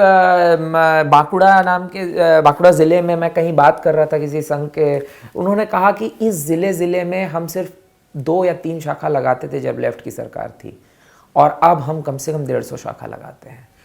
तो वो ये दावा, क्वांटम शिफ्ट, हाँ, वो ये दावा कर रहे थे। और ये बात है साल 2017 की, मतलब आज से भी और 4 साल पहले की बात कर रहा हूं मैं। हाँ, खैर, जो मैं बात कहने की कोशिश करता हूं वो ये था कि जो ये एक परसेप्शन बैटल होता है ना, वहां BJP is by default opposition.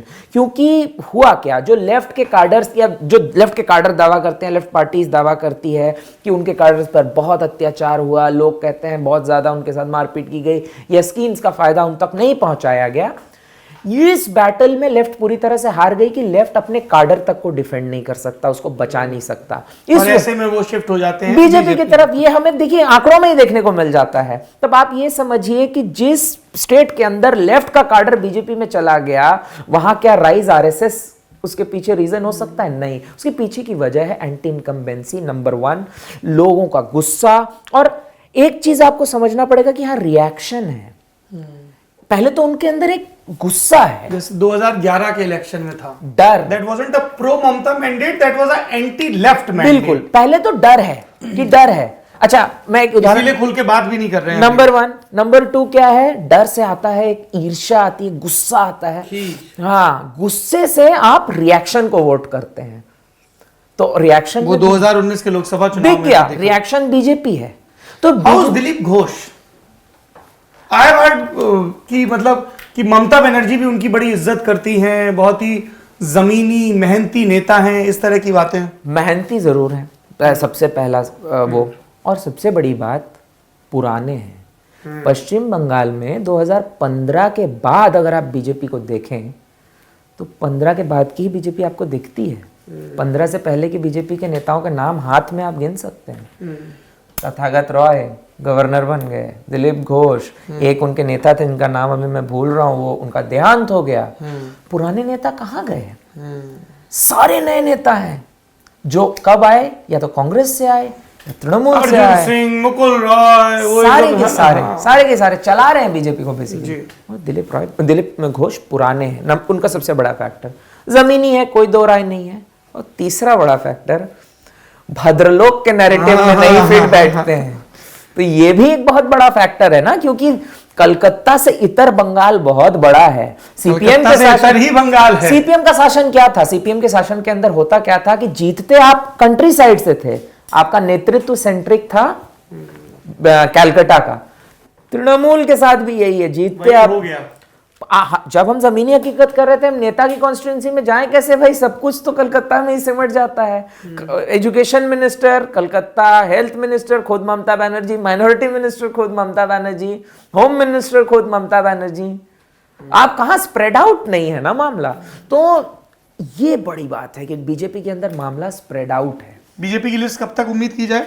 मुझे तो लग रहा था आज आ जाएगी। आज लेफ्ट की भी आनी है, बीजेपी की भी आनी है। ममता बनर्जी ने ऐलान कर दिया। हम ये आज कह रहे हैं, तब हम शुक्रवार की बात कर रहे हैं। 5 मार्च का दिन, 5 मार्च का दिन, और कल बैठक हुई है बीजेपी के बारे में। हाँ, एक जिक्र मैं जरूर करना चाहता हूँ इसमें। आखिरी बात, हाँ, आखिरी बात बताना बहुत जरूरी है कि सीएम कैंडिडेट को लेकर बड़ा वो चल रहा है कि टीएमसी अटैक कर रही है बीजेपी के ऊपर, चेहरा कौन होगा? बीजेपी अनाउंस नहीं करेगी, बीजेपी कभी अनाउंस नहीं बिल्कुल करेगी, नहीं नंबर 1। नंबर 2, बीजेपी हर एक फेज का या 2 फेज का लिस्ट एक साथ निकालेगी, क्योंकि द मोमेंट बीजेपी अगर तृणमूल की तरह 291 निकाल दे, वो पूरी बीजेपी का पार्टी स्टाइल ही नहीं है। पार्टी बिखर जाएगी ना, क्योंकि जो बागी शामिल हुए हैं वो तो आस लेकर आए हैं होने के लिए। और मोहन भागवत की जो मुलाकात हुई थी मिथुन जी से, ऐसे भी कयास लगाए जा रहे हैं कि मिथुन शायद शामिल हो जाए बीजेपी में, शामिल हो जाए, लेकिन सीएम फेस अगेन वो नहीं। बीजेपी एक बार करके देख चुकी है। हाँ, और दूसरा, राजनीतिक गलियारों में जो चर्चा है वो ये भी है कि शायद दादा सौरव गांगुली, जिनका काफी जिक्र- पुरानी चर्चा है काफी वो भी। पुरानी चर्चा है वो भी, पर फिलहाल तो उनकी हेल्थ भी चर्चा में रही थी। हाँ, और ये बड़ी पुरानी राजनीतिक अफवाह है जिसे मैं कहूंगा। जी। चलिए, बंगाल पर हम चर्चा करते रहेंगे, मैदान पर भी आपको मैं और प्रशांत नजर आएंगे बंगाल के विधानसभा चुनाव की कवरेज के लिए। अब बढ़ते हैं नेता नगरी के अगले सेगमेंट की तरफ, जिसका नाम है जवाबदेही, जिसमें दर्शकों के सवाल लिए जाते हैं और हम लोग जवाब देने की कोशिश करते हैं। पहला सवाल नम्रता का है। My question to both of you. Prashant ji ध्यान दीजिए। Which one is the first book you read which made an impact on your life? पहली किताब जिसने आपके जीवन पर गहरा असर डाला, बताइए। देखिए, मुझे अगर मैं पहली किताब जो मैंने पढ़ा वो बताऊं तो मैं भी उन रीडर्स में से था जिसने चेतन भगत की किताब उठा के पढ़ाई की, लेकिन जिसने मेरी जिंदगी में कुछ प्रभाव डाला था वो था मैक्सिम गोर्की की लिखी हुई किताब माँ, मदर, जो रशियन रेवोल्यूशन के ऊपर बेस्ड है। तो इसका बड़ा प्रभाव रहा और मुझे लगा, उसने मुझे मोटिवेट किया कि सिर्फ मूवमेंट नहीं, कि लोगों की एकजुटता, लोगों का आंदोलन कितना मजबूत होता है और उसकी क्या भूमिका होती है हमारे समाज में। और समाज, हम इंसान हैं और हम सामाजिक हैं ही, तो ये मेरे ज़िंदगी में एक बहुत अहम भूमिका निभाई इस किताब ने। मैंने बहुत ही शुरुआती दौर में एक किताब पढ़ी थी, कोर्स की किताबों से इतर, निर्मला प्रेमचंद की, तो वो मुझे दिलचस्प लगी थी। मैं 7वीं 8वीं में पढ़ता था तब। लेकिन अगर एक मुकम्मल किताब और उसके असर के तौर पर बात करूं तो 2 किताबों ने मेरे ऊपर बड़ा जादुई असर किया था। पहली किताब थी काशी का 80। अच्छा। मतलब मैं ग्रेजुएशन में था, मैथ्स के रजिस्टर में रख के पढ़ रहा था। मैं चकित था कि ये भी साहित्य है, ये जो लंतरानी हो रही है, जो भाषा है और उसके पीछे का जो गूढ़ दर्शन है कि देख तमाशा लकड़ी का, और वो कबीर तक जाती है बात। सो मुझे लगा यार ये तो बड़ी बहुत ही रिफ्रेशिंग चीज़ है, बिल्कुल कारा टूट गया।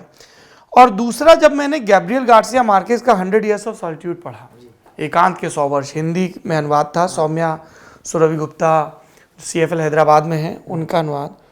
तो वो भी एक अद्भुत दुनिया थी, जादुई यथार्थवाद की दुनिया। फिर विनोद कुमार शुक्ल को पढ़ा तो उसमें भी एक अलग दुनिया, नौकर की दीवार में खिड़की रहती थी मैं। तो वो शुरुआती किताबें थी जिन्होंने बहुत असर डाला। मुझे भी बहुत पसंद है काशी का 80, क्योंकि मैं बनारस हिंदू यूनिवर्सिटी में पढ़ा और काशीनाथ सिंह अक्सर आया करते थे, डिपार्टमेंट से ही थे बट हमारे समय में भी आकर बोला करते थे। और 80 की जो अरे वो अद्भुत व्यक्ति, अद्भुत, वो नहीं, इनफैक्ट वो माहौल ही बड़ा अद्भुत होता है जो 80 घाट पर होता है। तो एक सवाल इसमें और भी नत्थी है नम्रता का। Question to Saurabh sir, had you ever keep a track of how many books you have read, like a number count? नहीं नम्रता जी, ऐसा तो ना कोई हिसाब है, ना कोई हिसाब रख पाऊँगा। पर जरा आप कमेंट बॉक्स में लिखें कि हमारी पत्नी हमको इस बात की इजाज़त दें कि हम 2 किताबों की अलमारियाँ और ख़रीदना चाहते हैं, सब भर गई हैं, तो किताबें नीचे रखी रहती हैं। तो अगर आप लोग सब लोग कहेंगे हमको परमिशन मिल जाएगी।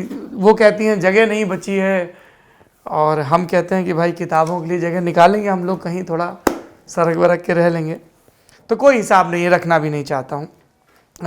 अगला सवाल अभिनव आनंद का है। क्वेश्चन टू सौरभ भैया, as Bengal election campaign has begun, any book to understand politics and rise of Buddhadeb Bhattacharya ji, and how do you feel about him as a politician and CM? मेरे साथी Prashant Mukherjee is best suited to answer this question. Is there any specific book on Buddhadeb Bhattacharya ji? No, not really. मतलब सिर्फ बुद्धदेव भट्टाचार्य जी को या समझना चाहते हैं तो मुश्किल है। लेफ्ट के उभार पर कोई किताब बंगाल में? हरिकिशन सिंह सुरजीत की लिखी हुई किताब है, उसके अंदर बिल्कुल आपको थोड़ी बाइनरी दिखेगी लेफ्ट को लेकर। वो तो जब कोई कॉमरेड लिखेगा तो हाँ, इनफैक्ट इरफान हबीब को भी आप पढ़ सकते हैं थोड़ा समझने के लिए, उन्होंने भी इस पे लिखा है। और रीसेंट ट्रेंड्स पे आपको बहुत किताबें मिलेंगी, स्निग्धेंदु ने लिखा है, स्निग्धेंदु, हाँ बिल्कुल, हाँ उसमें जिक्र मिलेगा। लेकिन अगर आप बुद्धदेव के रेजिम को ठीक तरह से पढ़, क्योंकि बहुत क्रिटिसाइज्ड रेजिम रहा है वो, तो इस वजह से एक प्रॉब्लम है। बाकी हरिकिशन सिंह सुरजीत, मुझे लगता है कि आपको उनकी किताब पढ़नी चाहिए इस बंगाल के ऊपर। अगला सवाल श्रेयांक शुक्ला का है। माय क्वेश्चन सौरभ, क्या आपने सुधाकर शुक्ला की किताबें पढ़ी हैं? बहुत ही सुंदर काम किया है उन्होंने संस्कृत के जगत में। अगर कभी समय मिले तो उनकी कसक और देवदत्तम ज़रूर पढ़िएगा। श्रेयांक, आपके सुझाव के लिए शुक्रिया, मैं पूरी कोशिश करूँगा पढ़ने की। निखिल का सवाल है, माय क्वेश्चन इज़ दैट क्या अब भी पुदुचेरी और दादर जैसे यूटीज़ की ज़रूरत है? क्या अब कच्छ, बोडोलैंड जैसे स्ट्रेटजिक इंपॉर्टेंस वाली जगहों को यूटी नहीं बनाना चाहिए? इंटरेस्टिंग सजेशन, बट बोडोलैंड की अगर बात करें तो चूंकि उसके साथ बहुत सारी आइडेंटिटी पॉलिटिक्स जुड़ी है, आप यूटी बनाते हैं और उसमें रिप्रेजेंटेशन उन कम्युनिटीज़ को कैसे देखते हैं, ये देखने वाला विषय होगा।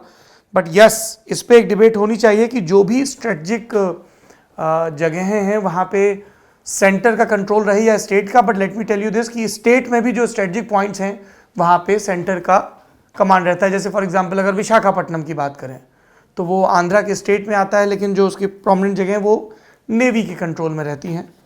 और बाकी इस पर मैं अपने साथी निखिल, आपका नाम है निखिल वाट, से गुजारिश करूँगा कि वो रखवाले में इस विषय पे विस्तार से बात करें। लक्ष्य सक्सेना का सवाल है अगला, कि एक हाइपोथेटिकल सवाल पूछ रहे हैं कि अगर पंडित नेहरू पीएम नहीं बनते, कोई और लीडर बनता, जैसे सरदार पटेल या राजेंद्र प्रसाद या सुभाष चंद्र बोस या मौलाना अब्दुल कलाम आज़ाद, तो क्या फिर भी प्राइम मिनिस्टर्स की फैमिली कब्जे में रहती, गांधी नेहरू परिवार की? I don't think so. अगर नेहरू के अलावा कोई और बनता तो जिस तरीके का स्टैंडिंग इंदिरा गांधी को मिला, देखिए इंदिरा गांधी एक बाल स्वयंसेवक के तौर पर, हालांकि कांग्रेस में स्वयंसेवक वर्ड यूज़ नहीं होता है, वानर सेना हो कुछ भी हो, कांग्रेस के साथ जुड़ी रही थी। लेकिन सब जानते हैं कि 1950 के आखिरी के दशक में जब वो कांग्रेस की अध्यक्ष बनी तो उसमें नेहरू का कितना वज़न था और ख़ुद इंदिरा गांधी का कितना संगठन के लिए परिश्रम था, वो बहुत क्लियर डिमार्केशन दिखता है। तो अगर नेहरू प्रधानमंत्री नहीं बनते, कोई और बनता, तो नेहरू गांधी परिवार का वैसा तो होल्ड नहीं ही दिखता। खासतौर पे जिस तरह से एक फैमिली लिमिटेड कंपनी बन गई कांग्रेस पोस्ट 70s, वो नहीं दिखता। अगला सवाल उज्ज्वल मिश्रा का है। करेंटली आपके सबसे पसंदीदा नेता कौन है? उज्ज्वल मिश्रा, पत्रकारों को नेताओं को पसंदीदा नहीं बनाना चाहिए, जनता को पसंदीदा रखना चाहिए, इसलिए मेरा कोई पसंदीदा नेता नहीं। सबकी खूबियां और खामियां हैं जो हमें दिखती रहती हैं। आपका भाई साहब कोई पसंदीदा नेता है? बिल्कुल भी नहीं। बिल्कुल नहीं। Ashutosh Goyal, will it be harmful for Congress to ally with left in Bengal and against in Kerala? ये बड़ा अच्छा सवाल है, इंटरेस्टिंग है कि आप केरल में एक दूसरे के खिलाफ लड़ रहे हो, बंगाल में साथ लड़ रहे हो, तो वो क्या होता है, एडजस्टमेंट कैसे होता है? मतलब वहां पे सीताराम येचुरी जाएंगे, कहेंगे कि लेफ्ट और कांग्रेस को वोट दो, और केरल में जाएंगे कहेंगे कांग्रेस बुरी है, हमको वोट दो। हाँ, देखिए ये बड़ा दिलचस्प मामला है। त्रिपुरा, सबसे पहले त्रिपुरा देखते हैं। त्रिपुरा में आज बीजेपी की सरकार है, लेकिन जब सीपीएम की सरकार होती थी, प्रमुख विपक्षी पार्टी कौन सी थी? कांग्रेस। केरल के अंदर जब सरकार, प्रमुख विपक्षी पार्टी कौन है? कांग्रेस। पश्चिम बंगाल में तो तृणमूल कांग्रेस पैदा हुई, उससे पहले भी प्रमुख विपक्षी पार्टी कांग्रेस।